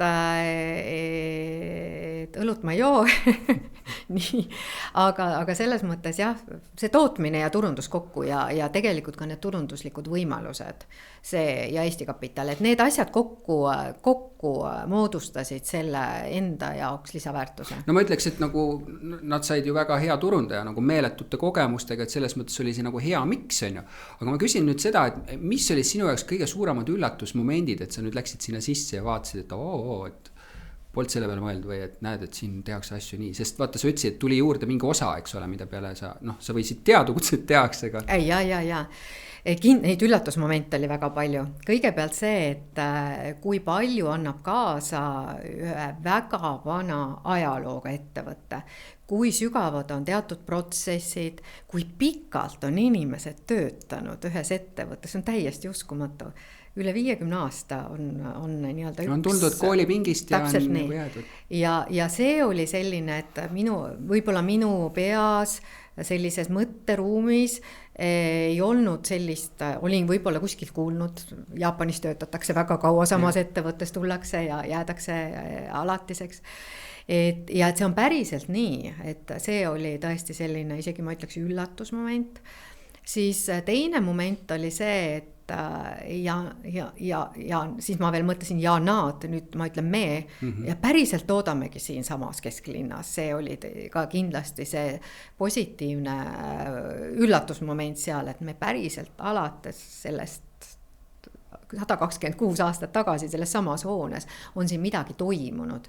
Samal ajal liitudes ettevõttega me olime just loomas sellist avalikku osa, et meile võib täiesti tulla tehase tuurile, tulla vaadata siis, kuidas see 126 aastane nüüdseks siis ettevõtte välja näeb. Muuseum, tehase tuurid, päris tootmisliinid. Et see oli see nii-öelda uus asi minu jaoks, sest ei olnud ju ennem töötanud tootmise juures.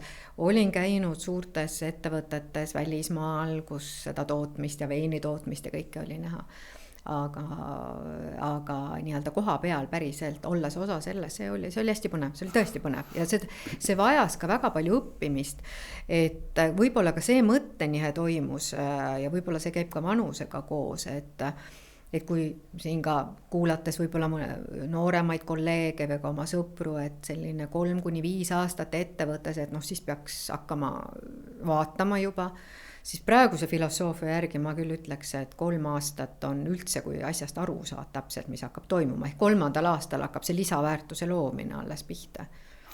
Siin on nüüd jälle mitu huvitav. Me teeme eraldi episoodi, ma tean, Fontesest tulema arutama turundaja karjäärist, et ma tahan nagu kindlasti neid aspekte puudutada, mis oli jah, et vanasti 90ndate, 2000 alguses oli nagu põhimõtteliselt ju selline suunis, et kui sul oli nagu alla 3-aastane kuskil karjäär, see on probleem. Sa pead hakkama selgitama, miks sa nagu ei püsinud. Ja kui on alla 1-aastane, siis ära pane seda üldse CV-sse, on ju. Ja mul on nagu küsimused täna, et kuidas vaatavad nagu värbajad seda, eks ole, et kas on see loogiline, et juba nagu palju kiiremini vahendatakse, on ju, või pigem ikkagi tahetakse pikemaid neid. Need on küsimused, mida ma siis küsin turundajate jaoks välja, et mis see nagu taga seal on ju. Aga sellega ma olen nagu nõus, et tootmises sisse minek võtab rohkem aega. Ja kindlasti on pluss see, kui nagu meil on need toiduainetööstused, kes on olnud, nad lähevad teisi natuke valdkonda, võib-olla teine, aga ta protsess teab, tal on see sisenemine kiirem, aga ikkagi ka siis on niimoodi, et esimene aasta oled sa natuke lost, sa tead midagi teha ja sa tegutsed, aga sa oled palju parem 2. ja 3. aastal, eks ole, mida aeg edasi, siis seal on ainukene küsimus on sellest, et võib-olla tekib laiskust natukene, et sul see õhin kaob ära, et sellega ma olen nõus. Liviko ei ole nii suur tehas tegelikult, ma olen seal käinud kunagi, Kalvi näitas mulle seda, ja mõningate asjade tegemine tundub eriti väike, aga ikkagi need, võib-olla need pakendusliinid ja nad on, et see võib-olla võimaldab teil siin toota, et kui ma vaatasin Teres, ma mäletan, et minu jaoks nagu, mis oli tõesti selline asi, mida me oleme Kalevis meeletud suured tehased ehitanud, aga et Teres toodetakse siiamaani Põlvas piimapulbrit ja vaata, see on suur asi, seal on 5-kordse maja kõrgused nagu suured need, et see on nii suur asi ja siis sa tihtipeale nagu turundaja mõtled, issand jumal, selle asja eest ma siin vastutan, et see asi kõik maha müüa. Ja seda ma tahtsingi küsida, vaata, et see sama 50 aastat inimene seal sees, ja neid on tootmistes palju, mis teeb meie toiduainetööstuse väga tugevaks. Nemad vaatavad turundajad kui niisuguseid tuulispaske, sellepärast et nad tulevad sisse, tegutsevad mingid aastad õudselt, midagi keeravad üles ja lähevad jälle edasi. Ja. Aga nii ongi. Eks ma arvan, et ka meie turundusosakonnas on seda liikuvust olnud ilmselt rohkem kui mõnes teises osakonnas, eriti tootmises, et see võib-olla on selle valdkonna põhine. Ühte asja ma mõtlesin, et ma sulle tagasi peegeldan, et kui sa mainisid see, et 1. aasta ja 2. aasta ja 3. aasta, siis mul on olnud hea võimalus kunagi tutvuda Ken Blanchard'i teooriaga situational leadership. Ja selles ma tooksin selle paralleeli, kus siis nii-öelda töötaja jagatakse 4 erinevasse arengufaasi.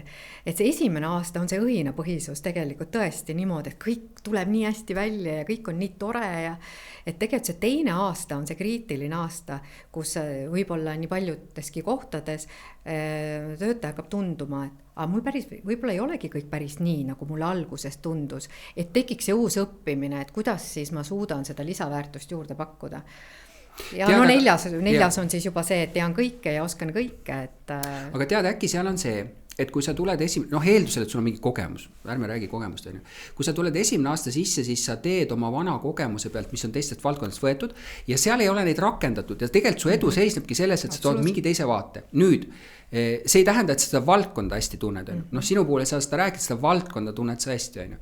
Ja nüüd tegelikult, kui sa tuled see teine, kolmas, siis sa hakkad valdkonna spetsiifilisi asju endale lisama ja siis sa saad aru, et et mida sa seal nagu pead tegema ja mida enam nagu ei toimi. Mida ma nagu pean silmas sellest nagu hästi toimimises on enda jaoks see, et ma ütleks, et minu kogemus on olnud ja ma olen paljudes nagu toiduainete valdkondades ju ka olnud, et kuskil teisel, kolmandal, eriti kolmandal ja neljandal aastal tootearenduslikult maitset toodet, maitset konkurenditoodet ja võid suhteliselt täpselt öelda, palju see müüb Eesti Vabariigis. Ekspordiga on palju keerulisem, ma olen nõus. Et sul tekib nii hea tunnetus tegelikult, kaasa arvatud sellest pakendist, sellest hinnast ja sellest kombinatsioonist on ju, et et jah, 2 tonni või ma mäletan, ma jõudsin selles magusatööstuses niimoodi, et ma maitsesin šokolaadi ja ma ütlesin, palju see müüb, enda jaoks ma teadsin seda, eks ole, sa võid seda natuke forsseerida, et ma pean seda professionaalsust seal silmas, on ju. Et kõik muu on muidugi teine asi, on ju, sest seal tuleb iga asjaga palju kaasa, on ju. Nii on tõesti uue toote juures või ütleme ühe kaubamärgi all uue maitse lisamine näiteks.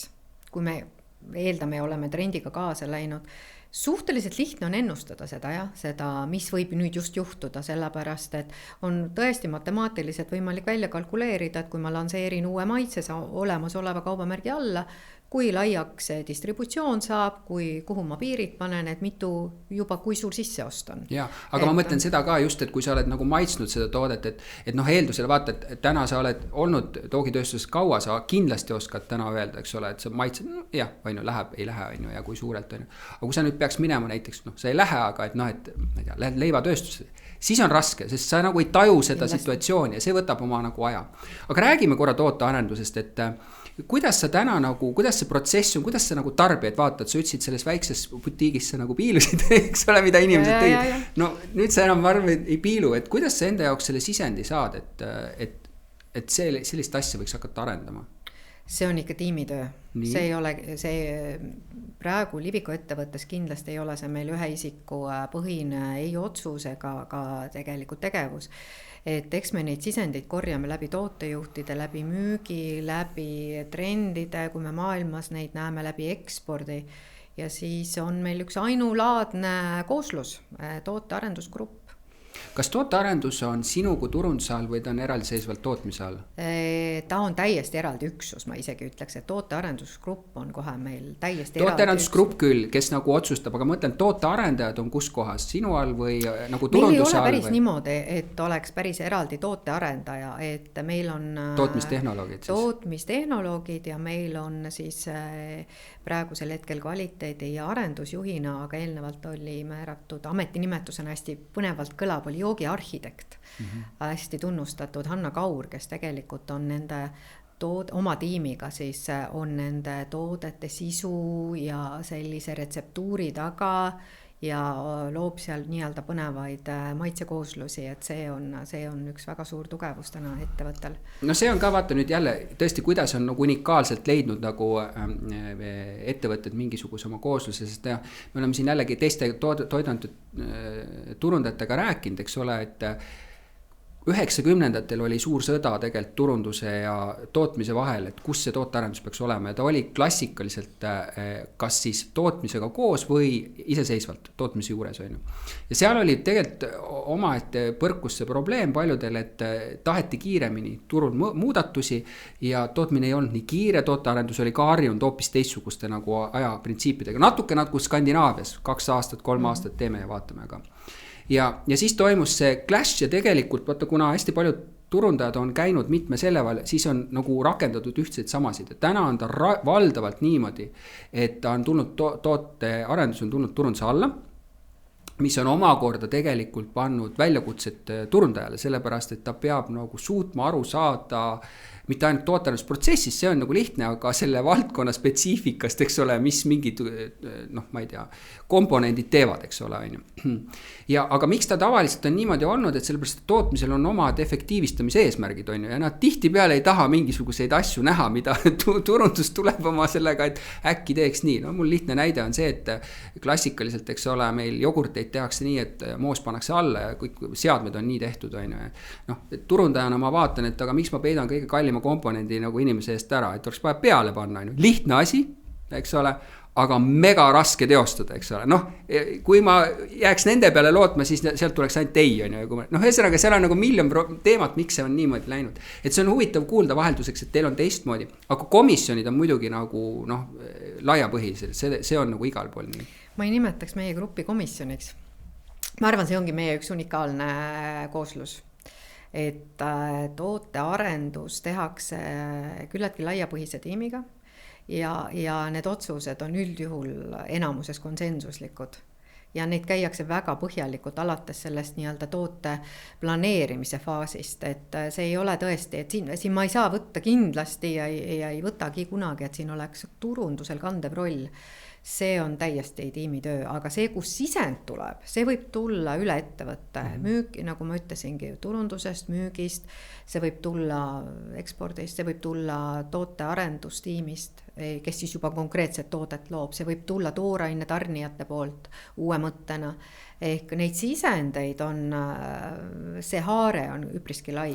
Kas teil on rakendatud, vaata osadel on, jälgivad seda värav etappe meetodit, eks ole, gauge stage meetod on ju, noh, see ei pruugi olla nagu üks ühele niimoodi öeldud, aga et erinevates etappides te nagu, noh, kõigepealt on toote kontseptsioon, siis ta läheb edasi, et te nagu lülitate välja, kui ta ei lähe, mingi moment tuleb juba nagu äri nagu suunitlused sisse, et on ju, kas te lähete sama etapiga või teil on mingisugune oma küllaltki, ütleme jah, selles mõttes nende etappidega on protseduur päris sarnane, et ongi kavandamise, siis juba mudeldamise, maitsmise ja selle all käib loomulikult planeerimine.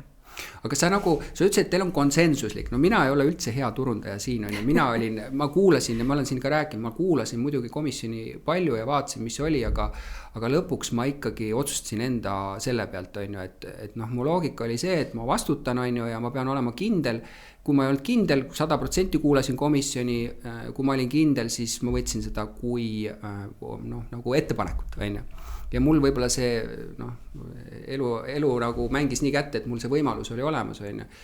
Sa pigem nagu eeldad ja eelistaksid seda, et oleks konsensus, mitte et sa ise võtaks selle, et jah. Ei, selles mõttes on see, et võibolla see konsensuslik 100% võibolla kõlas praegu liiga nagu ülemuslikult, et loomulikult seal on ju vaidlusi, seal on arutelusid, aga ikkagi see, kui me lõpuks toote otsustame, siis me oleme sama laua taga, samas ruumis võtnud vastutuse, et minu enda hinnangul olles küll mitte eelnevat tootmises töötanud, aga võib-olla kujutan ette seda niimoodi, et kui oleks ta selline kindla vastutuse valdkonnaga seotud, siis võib-olla ei oleks see ka nii julge.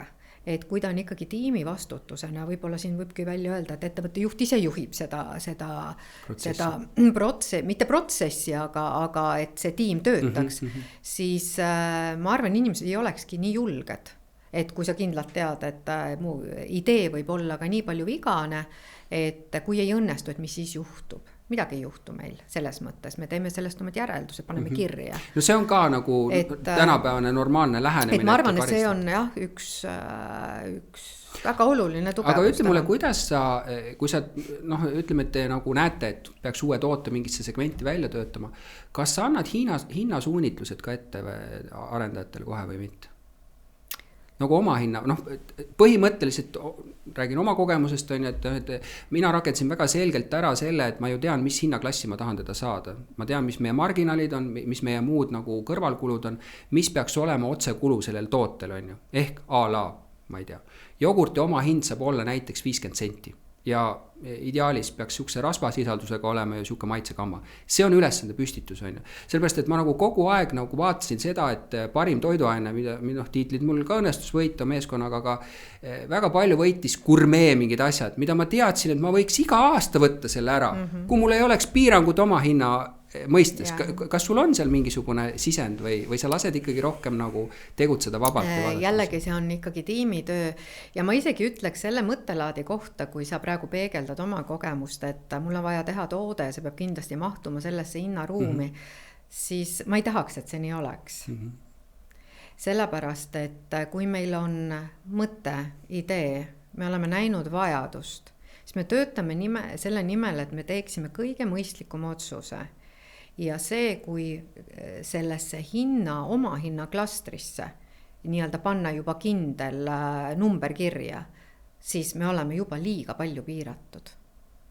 Et see on mõttelaad, mida ma ei tahaks omaks võtta ja me ju proovime leida parimad tarnijad, aga hakata sellesse hinda otsima nüüd omale tooraine partnerid. Et siis võib ka nii, jah?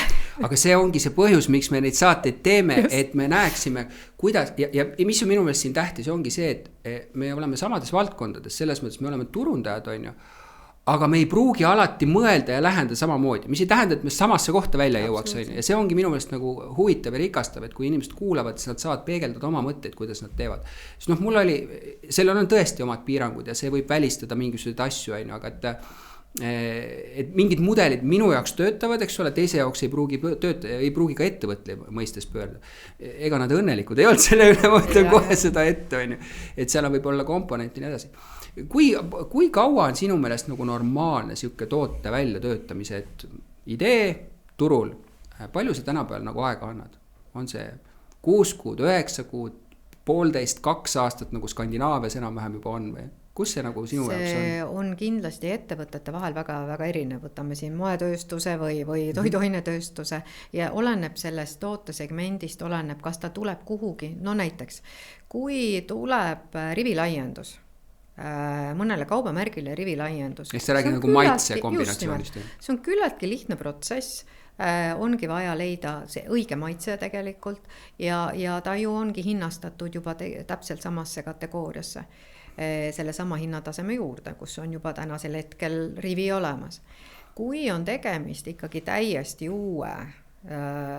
uuendusliku protsessiga, siis iga kord ei saagi seda ajaliini ette anda, sest seal on kaasuvaid, eriti toiduainete tööstuses, kus on vaja testida, kus on vaja teha katseid veel vahepeal, siis võib-olla vahepeal tuleb midagi timmida, võib-olla tuleb koostisosi muuta ja vahetada. Et ma ütleksin niimoodi, et on ajaliselt limiteeritud projektid ja on sellised eksperimentaalprojektid, kus siis see aeg ei ole nii oluline. Ja ei määratagi nii täpselt. Ja nii, ma saan aru sellest nagu toote tähendab nagu uue maitse aspektist on ju, aga et uue tootega kategooriaga oleks ju see, et seal on mingis osas võivad tekkida sellised nagu ajalised aknad, kus on nagu mõistlik lansseerida, kus ei ole. Näiteks sul võib mingi sesoonsuse küsimus olla või ma ei tea, Kalevis me mingi jõuluajaks, kui ma siis ei saa selle jõuluks, siis mul järgmine kord on järgmine jõul, on ju. Et mõnes mõttes mingi ajaline taust hakkab mul tulema sellest, mis tagasi ulatuvalt on. Et ma tean, et näed selleks, et see asi seal väljas on, ma pean olema selleks ajaks, eks ole, tootega, ma ei tea, proovi tootmises, siis ma pean olema selleks ajaks, eks ole, kaubandusega rääkinud ja siis ta nagu joonistub tagasi, on ju. Et kuidas sa sellesse vaatad või sul on nagu, kui sa üldse lähed siukse nagu täitsa uue asjaga, et siis sa nagu ei sea seda piirangut ka, et ja küll, et seal ei pruugi ka olla nii tugevat nagu mingit sesoonsuse ajaakent, et see ei määra nii palju või? Ikka arvestame sesoonsusega. Et meid ju juhivad ka muud, kogu see universum, mis meie üle valitseb.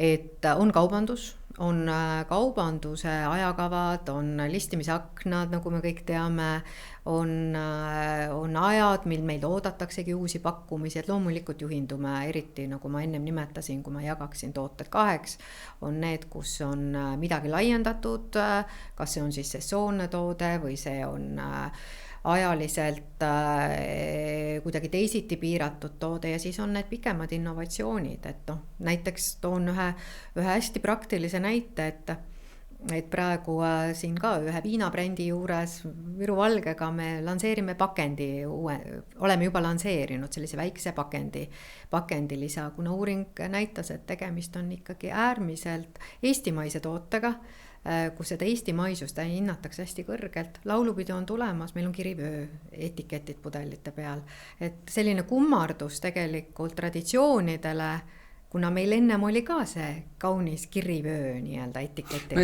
seda sa suudad nagu kiiremini juhtida, et seal ei ole nagu ettearvamusi, aga ma just mõtlen, et näiteks kui on see sama nagu sa oled ära selgitanud see sama aken, millal sa sortimenti saad ja kuidas sa sellega hakkama saad, et kui seal nagu asjad ei lähe päris täpselt nii nagu lähevad ja jällegi ma ei räägi päris sinust, eks ole, ma räägin meeskonna juhtimist ja nii edasi, et me seda teame, me oleme juba siin nagu seda selles seerias ütelnud, et ükski turundusjuht ei tee üksi mitte midagi ära, eks ole, aga põhimõtteliselt kellegi nagu juhtimisel see käib, on ju. Et tootmisel tuleb meeletult palju nagu asju ette, millega mitte keegi ei oska arvestada, isegi kui nad seal 50 aastat on midagi teinud, eks ole, on ju. Et kui nad asjad ei lähe ja teisest küljest sul kogu aeg jookseb nagu see aeg, et mis sa teed selles situatsioonis? Aga need on ju jooksvad otsused ja kui on ettevõte selline unikaalne tootearendusgrupp, kus on ka tootmine sees, kus on ka tootmisdirektor osa, kaaluka osaga, siis väga suure osa neist annab ära elimineerida tööprotsessi käigus ja kui juhtub, siis juhtub. Et selliseid ad hoc situatsiooni lahendusi me ei mõtle ette, et kui mõni liini ja mingi osa on vaja vahetada vahepeal või on vaja või mingi tooraine tarnija ja on jäänud hiljaks, et me neid nii-öelda ad hoc lahendusi ju ette sisse ei planeeri ja elu on nagu elu on, ehk inimene planeerib ja jumal juhatab, et teatud asjad alluvad planeerimisele ja teatud asjadeks tuleb valmis olla ja see ongi ettevõtte tugevus, et kas me oleme ka nendeks olukordadeks valmis, kui kõik ei lähe nii nagu planeerisime, lükkame edasi või ei tea üldse. See on ka alati hea otsus. Alati tähendab selles mõttes tootearendusprotsessis on küll üks õppetund. Ja ma usun, et see on ka teistes ettevõtetes kinni, et on üks lahti laskmise kunst. Et selles protsessis, nagu me teame, hakkavad mängima ka sellised psühholoogilised mustrid. Kui me oleme midagi väga kaua juba arendanud, siis on väga raske juba selle grupi mõtte sees kujundada ümber äkki, kas seda on ikka vaja või näiteks sa puudutasid teemat, kui mingid asjad lükkuvad edasi, kas see on endiselt adekvaatne, kui me oleme arendanud midagi nagu pikemalt, kui me planeerisime, kas see maitse, kas see kontseptsioon, kas ta on endiselt nagu vajadus või võtame töölt maha ja need on tegelikult rasked otsused ja neid ju väga sageli ei taheta teha. Et ma usun, et on üksikud juhud ka meil, kus me oleme teinud ka sammu tagasi ja tegelikult on see julgus teha samme ka tagasi, vaadata korraks, mis on, kuhu maani me oleme jõudnud, kas see on endiselt kehtiv, kas see aastatagune plaan, mõte, idee, kas ta kehtib endiselt? See on raske, et jällegi minul on palju kogemusi sellest, et ma olen teinud mingisuguseid projekte, mis on olnud 2-3 aastat, eraldi inimesed on tööle võetud, kõik asjad on valmis. Ja siis on vastavalt makromajanduslikule olukorrale, eks ole, tooraine hindadele on otsust lõpetame ära. Ja neid on mitmeid projekte, see on nagu jube raske. Ja lihtsamad, nagu väiksemad asjad, eks ole, mida sa teed. Seda võib ka natuke võrrelda, eks ole, 100%, aga need on nagu lapsed, on ju. Et sa ju hakkad õudselt panustama nendesse, on ju. Sa nagu jälgid, nad kasvavad nii edasi, on ju. Et see teebki selle otsuse nagu raskeks, et sa nagu mingi moment ütled, ma nüüd sinuga enam ei tegele, on ju. Et ega minu meelest, mina näiteks ei oskaks midagi soovitada ka siin, et see on individuaalne, kuidas sa sellega hakkama saad, on ju. Nagu ka see, kui sa näiteks töötad loodetavasti hästi kaua ühes organisatsioonis, aga et kui sa mingi moment nagu eraldud sellest ja sa oled palju teinud tootemuudatusi, uusi tooteid, on ju, ja siis hakkad nägema, et mingid muudatused on, kaubanduses eriti sa näed, on, ja siis mõtled, et mina ei oleks teinud seda ja see ei tundu nagu hea otsus. Et mis moment sa sellest nagu saad lahti, on ju, ja et see, mina ütleks, et aeg parandab kõik haavad, et näiteks Kalevi suhtes mul ei ole enam emotsioone, ma olen tarbija, on ju. Loomulikult ma jälgin, on ju, aga mulle oli pikalt, ma arvan, mingisugune 4-5 aastat oli see, ma vaatasin, mis nad tegid, miks nad tegid seda, on ju. ja terega ma hakkan ka üle saama, et noh, et tegelikult see võtab nagu mingi aja, et sa sealt kuidagi välja saad sellest otsustöö kohast või ma ei tea. Ja vähemalt, aga kogemuse saab ikka. Ja, muidugi. Et mul kunagi üks juhtidest ütles hästi, et noh, teeme vähemalt, saame kogemuse võrra rikkamaks, kui välja ei tule. Aga see sama asi, et see isiklik seos selle idee või see ei puuduta ainult tootearendus, see puudutab mõnda turundusideed või mida iganes. Et kui sa oled läinud mudeldamise faasis liiga sügavaks, näiteks praktilised näited, turundaja on idee, ta juba teeb valmis slideshow, ta teeb juba võib-olla mingid mock-upid valmis ja siis tuleb seda presenteerima. Ja siis tegelikult publik, kolleegid kuulavad juba, et ei, et noh, see ei ole üldse teema tegelikult. Aga kui raske on ju leppida sellega, et sa oled teinud juba nii palju tööd. Ja sellepärast oli üks huvitav koolitus, ma tegin sinna mikrokraadi rohepöördes, kus meil oli ka tootearenduse plokk. Ja tegelikult õppisin sealt ühe hästi lihtsa mudeldamise lahenduse, mida tõesti õpetaks kõikidele üliõpilastele. Võta paberleht, murra see 8 ja minuti jooksul mudelda ära igasse kasti üks idee, kui sul on mõni idee. Mõte just selles, et sa ei panustaks mudeldamise faasis, idee genereerimise faasis veel enne seda liiga palju energiat. Et saaks veel kritiseerida. Aga kas see natuke viitab sellele, et kui me tootearendusprotsessis alustame selle toote ideega ja vaata, teil on ka ju ISO rakendatud, ISO üks nagu ISO standardi üks nagu printsiip on see, et sa tagad jätkuvalt samad toodet sarnaselt on ju samal viisil ja nii edasi, aga sa tagad ka nagu uut toodet sinna juurde, et tal on, see jätkusuvus on olemas ja see eeldab ka idee korjet, eks ole, ja muulgas, et sul ei ole üks idee, millega sa töötad, et sa töötad paljudega paralleelselt ja sellepärast miks on tavaliselt see värav etappmeetod ongi see, et sul läheb palju ideid ja siis sa vähendad, eks ole, mis on, et sa nagu ei jääks liiga kinni, et sa lasid ühe sisse tegelikult mingi täielik jama. Et see nagu toetab mõnes mõttes seda lähenemist, on ju, et sa peadki paljude ideedega tegelema, mitte minema nii sisse, on ju, aga see on raske psühholoogiliselt, kui sa ise psühholoogiat õppinud, on ju, see on ju meeletult raske, sest sa nagu paned ennast sisse. Just nimelt, kui nimetada seda nii-öelda hästi personaalseks, et sa hakkad seda ideed armastama liiga palju, et sellest lahti lasta, jällegi see lahti laskmise kunst on siin juba keeruline rakendada, et ma juba nii palju ju nägin vaeva või keegi juba nii palju nägi vaeva. Aga eks selles nii-öelda mudeldamise kas või uue maitse välja töötamise faasis saab neid ju katsetusi tegelikult teha ja ikkagi jälle grupp, et ma ikka juhin tähelepanu sellele, et üksi ei tee sellise mastaabiga ettevõttes keegi midagi. No sellega ma olen nõus ja sul on palju nagu sama valdkonnas, kes tegutsevad inimesed, sa saad põrgatada mõtteid ja et nagu see kooslus on palju suurem. Kuidas sa oma meeskonda valid? Sa juba ütlesid nagu, et su ootused on andmete tundmisele ja et ta nagu suudaks sellest nagu aru saada versus. Aga mida sa veel vaatad? Mis on hea meeskonna? Kuidas sa meeskonda kokku paned enda jaoks? No praegu kõigepealt meie meeskond on nende aastatega levikus, ka turundusmeeskond on küllaltki palju kasvanud praktiliselt 2-kordseks, kui mitte rohkem. Ja meeskonnas on tootejuhid ja on siis tugivõrgustik ja me oleme õnnega koos, sest meid on usaldatud nii palju, et meil on tõesti majas endal 2 disainerit, mis tõeliselt annab lisajõudu ja efektiivsust teha küllaltki palju töid majas sees. Räägime ju siin jooksvatest turundusmaterjalidest, reklaamidest, sotsmeedia kommunikatsioonist ja nii edasi. Ja kõikidele nendele positsioonidele, kes meil siis on meeskonnas, on ju erinevad nõudmised. Et kui me räägime importtoodetest, siis me eeldame tõesti äärmiselt tugevat andmestikuga tööd, loogilist mõtlemist, järeldamisoskuseid, head kommunikatsioonioskuseid.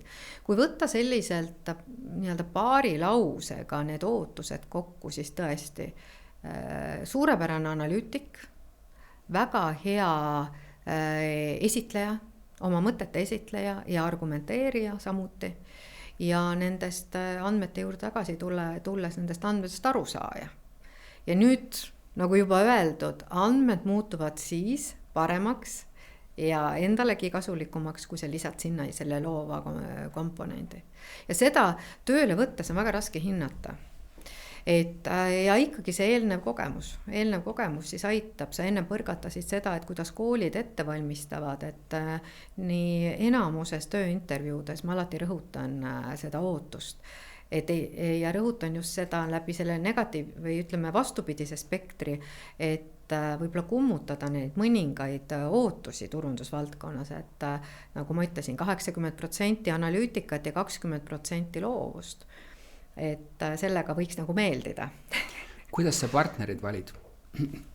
Ütleme, et juriidiliselt on üks viis, aga mida sa otsid partneritel? Ja ma ei räägin partnerite all, et sul võib olla üritusturundusagentuurid, mingisugused meediaagentuurid, mingisugust asju sa saad ju teha, üldse nagu oma partnereid, mis on otseselt sinu tööga nagu seotud, et mida sa seal otsid kõige rohkem?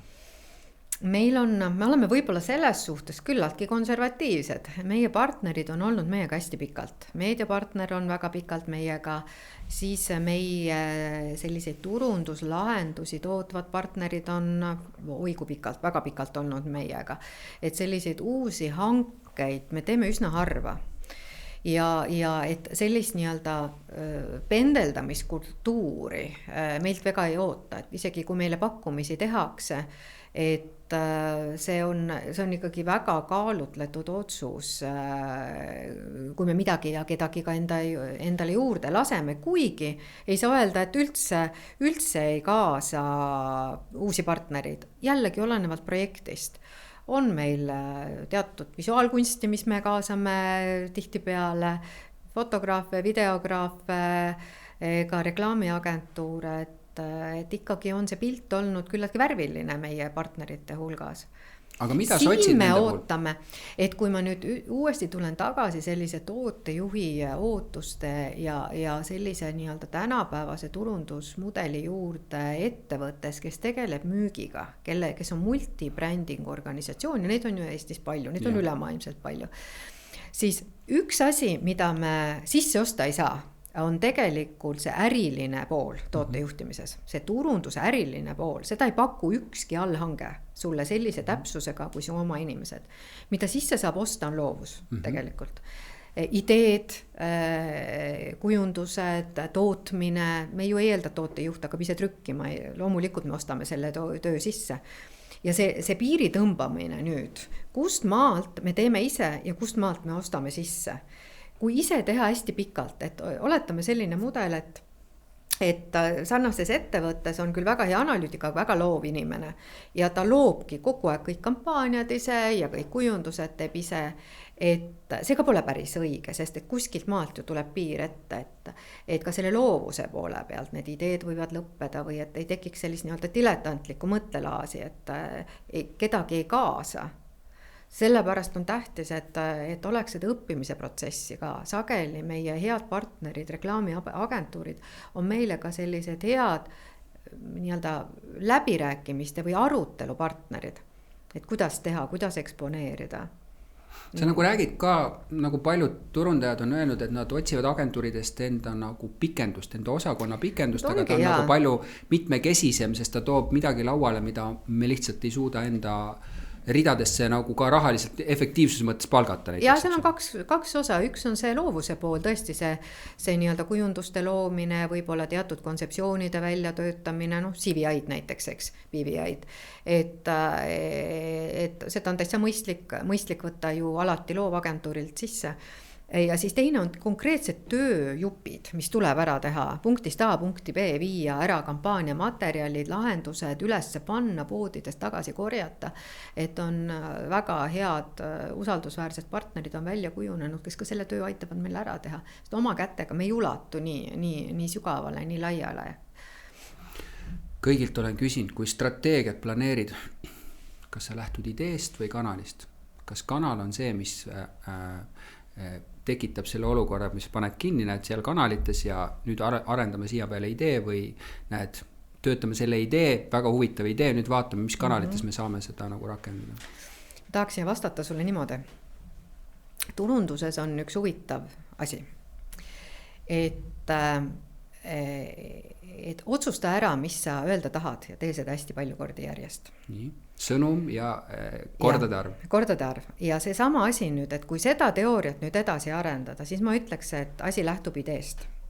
ja siis otsusta ära, mis kanalites sa seda nii-öelda turundama hakkad. Kui sul on kaubamärgi kohta vaja midagi öelda, ta on seda või ta näeb välja selline, siis jah, meie valdkond on küllaltki palju läinud sinna shopper marketingi teele, mis ütleme meie ruumis siin on hetkel asjakohane ja sa näitad kas ühte või sama pilti või ühte sama displeid või ühte sama kujundus tegelikult kordades teatud kordarvu ja mõõdad, mitu korda siis sa näitad, näiteks mitu riiulilahendust või mitu kampaania väljapanekut sa teed. Ehk kui sa niimoodi küsid, siis ma ütleks, et sul on idee ja siis sa nii-öelda turundad selle idee, sa võimendad selle idee läbi kanalite. Et sa pigem siis nagu loomingulise agentuuriga mõtled ennem ja siis lähed vaatama nagu piltlikult öeldes meediaagentuurile, et selline lähenemine meil, et mis te siis sinna nagu pakute? Siin ma pean võib-olla isegi korrigeerima, et nagu ma ütlesin ka, et sellist otsest reklaamitööd on meie vallas jäänud küllaltki väheks. Et sellist turundus või üleüldse väljapanekute kontseptsioonid on meil küllaltki siis ma tõesti räägin neid jaotuskanali põhised. Ja meediakanalite, kui nüüd tulla tõesti see küsimus, mis sinu poolt praegu oli, et meediakanalite osas, siis ega see sõnum on ju sama. Ja kuna me ei saa tänasel hetkel näidata nii palju seda ju emotsiooni, seda me ei tee, et siis need lihtsamad sõnumid, tootekesksemad sõnumid püsivad mõlemas kanalis samad, et seda me siis ei korrigeeri. Kui me räägime nüüd mittealkohoolsest joogist, siis ta on niimoodi, et me saame meedia kaudu valida ka nii-öelda kommunikatsioonikanalid natukene laiemalt. Ma ikkagi jääksin selle juurde, et see sõnum on ta siis kujunduslikult rohkem laiendatud läbi emotsiooni või läbi laiendatud sõnumite, aga ikkagi mõtle välja, mida sa ütled ja ütle seda hästi mitu korda järjest. See on nagu, jah, et ma saan aru, et alkoholiga on piirang, on ju, ja küsimus ongi rohkem see, et kui sul seda piirangut ei oleks või kui sa oled nagu mitte alkohoolse toodega või muus, on ju, et kuidas sa nagu lähtuks, on ju, ja siin jällegi on nagu, ma olen vaatanud, et kurundajad ongi väga erinevad, et on inimesi, kes on puhtalt kanalipõhised, on inimesi, kes on puhtalt sisupõhised. Ma ise ennast ikkagi nagu vist klassifitseerin kanalipõhiseks nagu turundajaks, on ju, et ma eelkõige vaatan seda vaat selle eeldab, et laia ulatuslega mingit toodet, et sa pead laia reach'i või siuke katvuse saama, et ma nagu lähen ostma seda efektiivset kontakti ja siis ma vaatan, mida ma saan sinna peale tekitada, et neid ideid alati leiab. Aga nagu see oli, et Männik meil Tallinkilt rääkis nagu huvitavalt, et ta ütles, et see ju lähtub tegelikult telest, on ju kõik, on ju, omal ajal on ju, et telest olid nagu mahu kokkuhoiud nagu suuremad, et tänapäeval tele kuigi ta veel on, aga ta ei ole enam nii prevalvatiivne nagu kogu selles kommunikatsiooni ahelas, on ju, et siis ikkagi see enam ei tähenda, et sa pead sealt lähtuma, et ma ei tea, see on nagu huvitav nagu kuidas keegi räägib ja see on rohkem mõte, et kellega ma nagu pean sellist strateegilist läbirääkimist, kas oma meediaagentuuriga, eks ole, või sellega, kust ma nagu seal alustan ja kes peab mulle, on ju. Et mul on nagu, ma olen eluaeg teinud nagu meediaagentuuridega ja nüüd on küsimus, et kas oli oma ajastu küsimus, on ju, et kas ma ei tea, see on nagu huvitav küsimus. Jah, ütleme meediaagentuuridele oleme meie ilmselt väga väikseks koostööpartneriks jäänud just selles ruumis, kus me oleme selle tõttu, et pigem jah, need tegevused, need turunduslikud tegevused on võib-olla rohkem müügikesksemaks läinud, mis tähendabki, tulebki mängu see mõõtmise teema, nagu mida võib-olla ma oma jutus olen isegi liiga palju juba rõhutanud. Aga ütleme, ega meedias ikkagi on, kuidas turundajad ütlevad, et turundada tuleb seal, kus on inimesed. Et tuleb sellest tegelikult aru saada, et kus me siis oma sõnumid kõige paremini ära levitada saame, sest mis sa seal teed, enam kus kedagi ei ole. Ise arvad ainult, et on. Aga digi on jäänud, digiturundus on ikkagi üks kanal koos selle muude sõnumitega, jällegi väga lakoonilise informatsiooniga, mida me välja saame tuua, et seda saab mõõta, seda saab jälgida. Ma puudutan ühte teemat, ära sorbu, on ju. Et ma Peeter Roose käest küsisin esmakordselt seda, mis puudutab nagu seda, et me oleme juba vanemad turundajad. See tähendab, et me oleme vanad, aga me juba oleme vanemad ja ütleme 20 jaoks me oleme päris vanad juba. ma ei küsinud su vanust, aga ma eeldan su karjääri järgi, et sul seal nagu juba vanust on. Kas sa tunnetad või oled tunnetanud, vaata läänes räägitakse ageismist on ju, nagu ageism, Eestis ei olegi nagu paremat väljendit sellele, aga põhimõtteliselt seda, et hakkab toimuma mingi siuke nagu juba vaatamine, et liiga vanad oled selle valdkonna jaoks, et nooremad juba teavad rohkem on ju, kas sa tunnetad? Ei, selles mõttes ma ei tea, kas ma seda isegi võib-olla nii palju tunnetan, aga ma teadvustan seda ja see on teema mulle, see on mulle üks väga lemmik teema viimasel ajal. Üldse see põlvkondade interaktsioon oma vahel, sest et ma isegi nimetaksin seda nii-öelda võib-olla selliseks üleüldse, see ei ole ainult ju turunduses, see on igal pool. Sest me hakkasime 90-ndast, me jõuame sinna praegu. Et kui nüüd selle peale nüüd natukene laiemalt mõelda, et need, kes juba täna ettevõtlustes on, need, kes juba ettevõtteid juhivad, need on juba milleniaalid, eks ole, nad on juba seal. Ja see põlvkond, kes meil tänasel hetkel ju juurde tuleb tööturule igapäevaselt, ka meie tiimis on lisandunud 20-ndates uusi kolleege ja see loobki selle terviklikkuse. Aga see nii-öelda vanema põlvkonnaga iga kord ei olegi nagu turunduses tänapäeval tavaks on saanud, me enam ju ei räägi väga palju vanusest, me räägime elustiilist. Ja kui on säilinud see huvi maailma asjade vastu, kui on säilinud see asjadest arusaamine, just kas või siis võtame nagu psühholoogilise huvina, siis need asjad on nagu, ma ütleks hästi. Kui toimub see distantseerumine ja enam ei ole huvi nende asjade vastu, kuidas maailmas asjad toimuvad või miks nad toimuvad, siis on küll probleem.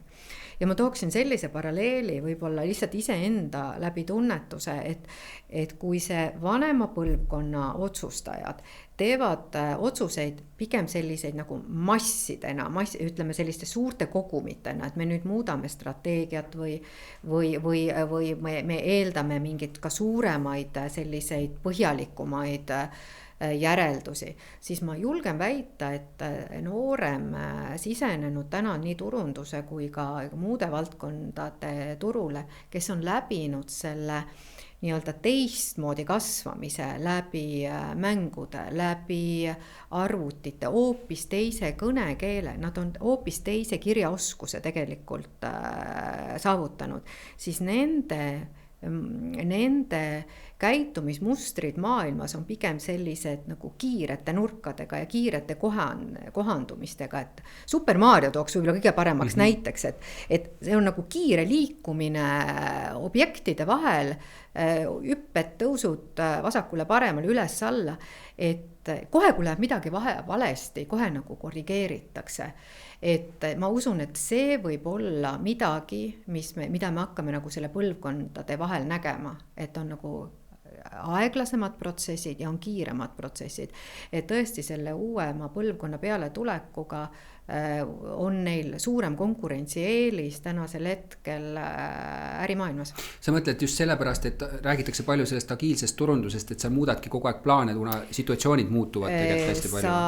Sa ei muuda strateegiat, aga sa muudad oma lähenemist selle sees, see strateegiat sa ei tohiks nagu väga kiirelt. Aga kas sa näed, et seal potentsiaalselt võib toimuda nagu suurem selline nagu clash või, et ma mõtlen, et kui me olime 20-ndates, eks ole, ja tõesti me saime nagu kohtadesse, kus me ei oleks tohtinud saada, ütleme oma vanuse mõistes. Ja ma mäletan ise, me vaatasime läände, et mis mõttes nad peavad nii kaua mingites assistendi kohtades ja nad ei jõua kuskile, aga tegelikult seal oli nagu oma loomulik niukene, et see tormamine versus selline, et oota nagu kaalutleme, eks ole, on ju. Et me nüüd oleme jõudnud sinna samasse olukorda, et kus noorem generatsioon vaatab, mis te siin ees olete, eks ole, ma tahaks teha kiiremini. Et ma nagu mõtlen, et kas siin toimub selline sama nagu minek, eks ole, et tegelikult tööandja nagu, ütleks siis nagu hindab ka seda kogemust ja seda tasakaalustust, sest on palju ka kaotada, eks ole, on ju, ja ta lasebki siis need nooremad pigem niisuguste mitte nii vastutusrikatesse positsioonidesse, aga nad meeskondades on sees, on ju. Või toimub selline nagu, et äkki ongi aeg kõrval astuda ja võtame noore seltskonna peale ja kuna just nagu sa ütlesid, et muutunud on ka keskkond võib-olla kiiremaks, on ju. Kas sa näed mingit sellist tendentsi või tunnetad midagi selles suunas? Nii ja naa, praegu võib-olla meie ettevõtte pealt ma ei saa seda nagu kinnitada, et no ma mõtlengi laiemalt, mis su tunnetus on. Ja, et selle koha pealt ma näen küll siin seda, et inimesed ikka ju liiguvad. Inimesed ikka liiguvad ja ka meie aeg-ajalt otsime tootejuhte, et ütleme läbi selliste orgaaniliste muutuste tegelikult sa kogu aeg täiendad oma meeskonda. Et või siis ka väliste õppimiste kaudu, mida oleme ettevõttes väga soosinud, et ikka oleks neid, kes õpiksid kuskil ka akadeemilisel tasandil, et tuua seda uut teadmust, et muidu on nii-öelda, nagu ma olen öelnud, kurgid purgis, et protsess toimub, midagi ei lähe välja, midagi tuli sisse ka, eks ju, protsess nagu toimub. Et loomulikult siin on ka see, et oma kogemusest õpitakse ja tehakse ja arenetakse. Aga ma usun sellesse eriti turundustiimide puhul, et selline vanuseline mitmekesisus rikastab. Ühelt poolt see kogemus ja teiselt poolt ka see õhinapõhine, nagu Anne siin välja tõi, hästi sellist õhinapõhist tegevust oma tiimis, et seda peab ka olema. Parlanksis peab olema. Et turundus teeb palju, võtab riske, vastutused suured ja pidev nagu tegemine on, eks ole. Et see on kõik niisugune hea aines läbi põlemisele. Et eriti, kui sul on palju asju ja laua peal, eks ole. Mis on vaata startup community'le nagu öeldud, et sealt ei taheta üldse rääkida, aga et seal on tohutu läbipõlemine tegelikult, sest seal on meil need investorid tohutult kaelas, et meil on ka, aga meil on nagu natuke teistmoodi. Ja ma natuke näen nüüd nagu seda, et sellised kaua töötanud valdkonnas, et nad enam ei taha nii tugevat survet. Et kuidagi nagu ma näen ka seda mingis osas nagu väga suure kogemuse ära minekut tänu sellele, et nad lihtsalt ei taha seda niisugust nagu survet pidevat peale. Et me näeme suurtes ettevõtetes ka praegu koondatakse sellepärast, et on nagu omakorda suured nagu pressid peale, et sa pead tulemust tegema. See kõik istub ju kohe turundus ka otsas. Ja samas teisest küljest võiks siis nagu öelda, et nüüd jääb nagu noortele, et ma näen nagu õppejõuna. Ja seda meie ajal näiteks õppimises ei olnud, et juba noored, kes on nagu õppimisstaadiumis nagu nimetavad, et nad on läbi põlenud. Et ju siis on, et see mingi muu asi on. Et ma ei ütleks, et kemad on nüüd nii hästi valmis sellesse tulema, sest nad on juba selles. Mis sa sellest, jällegi psühholoogiat, kuna sa ütlesid ka nagu sa õppisid, et kuidas sa vaatad sellele protsessile peale? On see nagu mingi teema või ei ole teema? Siin võib-olla ma ei läheks sinna meditsiinipärusmaale, aga seda ma ütleks küll, et võib-olla sellele läbipõlemisele on stigmatiseeritud tähendus antud. Et läbipõlemine on ikkagi väga konkreetne diagnoos. Et läbipõlenud inimene ei tulegi tööle. Ma julgeks isegi öelda sellepärast, et ma võib-olla defineeriks selle ümber nõnda, et väsimus on see võib-olla, millest nendel hetkedel räägitakse. Kindlasti ei taha üldse kellegi muret pisendada juhul, kui on seda läbipõlemise tunnet, kuna ta on väidetavalt hiiliv haig või hiiliv nii-öelda seisund. Et väga sageli on ju see seotud inimese enda ootustega iseendale.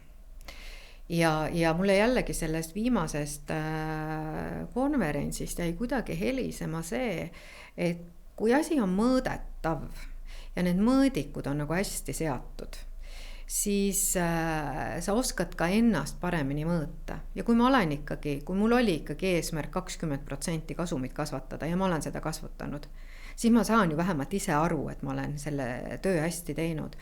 Sest et kui siit nagu laiemalt veel mõelda, mida inimesed sellistes olukordades oluliseks peavad, on tegelikult arusaamine, et kas see töö, mida ma teen, on oluline ja kas see lisaväärtus, mida ma loon, on loodud, ehk kas see minu poolt tehtud töö on hea töö ja kuidas defineerida turunduses hea töö. Müügis on lihtne, meil on müügi eesmärk, me täidame, sa kas täitsid või ei täitnud. Said 100% eesmärgi täis või mitte. Ja nüüd on selline, et turunduses on seda ebamäärasust rohkem. Milliseid KPI-sid ma siis enda arust või ütleme mõõdikuid siis tähtsaks pean, mis on kõige tähtsam, kas ja milline on siis see turunduse osa selle kasumi loomise protsessis ja mitu protsenti ta moodustab. Väga raske vastata, praktiliselt võimatu vastata, sest meil puudub nii-öelda kui me räägime mõõtmistest, siis tavaliselt ju turundajatena meil ei ole ju kampaania, siis meil oleks kontrollrühma kampaania, et oleks kampaania, mis on nii-öelda võimendatud seal mingite alusväljapanekutega, siis meil on täpselt samal ajal suhteliselt sarnases kohas teistsugune kampaania, kus vot neid riiulilahendusi või displeisid ei ole. Me eeldame, me mudeldame, me arvame, et kui me teeme hinnaalanduse, kui me lisame juurde need turundusmeetmed, no eeldatavasti 30% müük suureneb. Selle peale, ma ei tea, mudeldame veel mingid kasumiplaanid ja nii edasi. Me ju seda tegelikult ei tea. Ja sellepärast, kui nüüd tulla jälle tagasi selle sinu poolt nii-öelda püstitatud mõttearendusele, et kas on seda läbipõlemist, eks seda on alati olnud. Lihtsalt on maailm tervikuna on muutunud ju heitlikumaks ja mitte nii stabiilseks. Et me iga kord ei oskagi öelda, et kas see nii-öelda tunne, mis tekib, on see siis nii-öelda tunne väsimuse või läbipõlemise tunne või teatud pettumuse tunne, et kas see tuleb ainult sellest konkreetsest minu tööst või äkki see on palju laiem mõiste. Et no juba nüüd läheme natukene välja sellest turundusest. Aga ma lihtsalt tahtsin seda, miks ma tahtsin seda rääkida on, võib-olla meil on nagu vaatajaid, kuulajaid, kes nagu on lähenemas sinna või noh, et nagu sa aru saada, eks ole, kuidas me mõtleme sellest, et kas ta on üksi oma mures või on nagu, või see on suurem küsimus, et ma ei tea. Sellepärast oleks nagu parem paljudega rääkida sellest, et me nagu saame aru, kui suur teema see üldse on või ei ole, selles valdkonnas näiteks. See väga sageli ka ütleme oma praktikaski tootejuhid oma nii-öelda selliste, eriti kui nad veel raporteerivad rahvusvahelistele partneritele, võivadki jääda selles oma mures korra nagu üksinda, sellepärast on hästi oluline kollektiivis, et oleks seda peegeldust, oleks seda reflekteerimist nii-öelda väljapoole, et vähemalt sa saad oma murekohad välja rääkida. See aitab väga palju kaasa, see ei ole mitte turunduses, see on igal pool, kodus kaasa arvatud. Et kindlasti siin organisatsioonides peab seda märkama. Ja jällegi aru saada, ilmselt juhtidel aru saada, mis on hea töö. Ja et see oleks peegeldatud ka sellele inimesele, et ei tekiks seda tunnet, et kas mul läks nagu hästi. Räägid ootustest siis, ootused, just nimelt selle hea töökirjeldus, et mida et mida oodatakse, mis see tulemus võiks olla, et kas see oli nagu hästi või oleks võinud veel paremini ja siis mida oodata rohkem. Et siin ka ettevõttesiseselt praktiseerime selliseid toredaid koolituspäevi ja ma mäletan viimasest sellisest ettevõtte üldisest koolitusest, et mida oodata rohkem, et mõnikord ei tasugi tähelepanu pöörata, et mis just, ma ei tea, see kampaania või see tulemus, aga mida ma ootan rohkem. Et selle peale nii-öelda mõelda. Ja. Ma lõpetuseks küsin, mis sa arvad tehisintellekti, mida see su töös hakkab üldse muutma, kui hakkab turunduslikus mõistes? No praegu me oleme selle tehisintellektiga kõik sellised toredad katsetajad. Et meiega, mina kaasa arvatud, kohendame kirju, küsime ideid, laseme teha sisukokkuvõtteid, no super tööriist, eks ju, sisukokkuvõtteid, struktureerida mingid mõtteid, aga me ju keegi ei tea, kuhu me sellega välja jõuame. Ja igal juhul tuleb seda kasutada. Aga sa oled pigem optimistlik, et ta reaalselt hakkab midagi sul paremaks tegema või oled sa selline nagu, et jah, ta on mingi tööriist, aga ta nagu ei muuda oluliselt midagi. Ma olen väga suur optimist selles osas. Ma arvan, et hakkab väga palju paremaks tegema. Ma oleks lausa võib-olla isegi liiga optimist, kusjuures üldse mitte mingilgi määral ma ei pea isegi ennast nagu kasutajana mingiks nii-öelda kogemusest kaugel katsetajana. Aga ma isegi tahaks arvata, et siin on sellised seaduspärasused, nagu ma ei tea, kunagi kirjaoskus, et kas Sokrates eksis, eks ju, et kas kirjaoskus on nagu inimkonnale hea või halb, või et kas arvutite tulekuga uuesti juhtub midagi hästi või halvasti, ja hästi on ju juhtunud kogu aeg. Miks me arvame, et sellega peaks midagi teisiti minema, see ju on osa elust. Ega arvutites võid ju ka teha mida iganes. Lollusi ka võib teha, aga sama on AI-ga, ma usun. Ma usun, see on midagi väga head. No suurepärane lõpp meie vestlusele. Aitäh, et sa leidsid aega meiega oma mõtteid jagada. Aitäh, et kutsusid, oli nii tore vestelda. aitäh!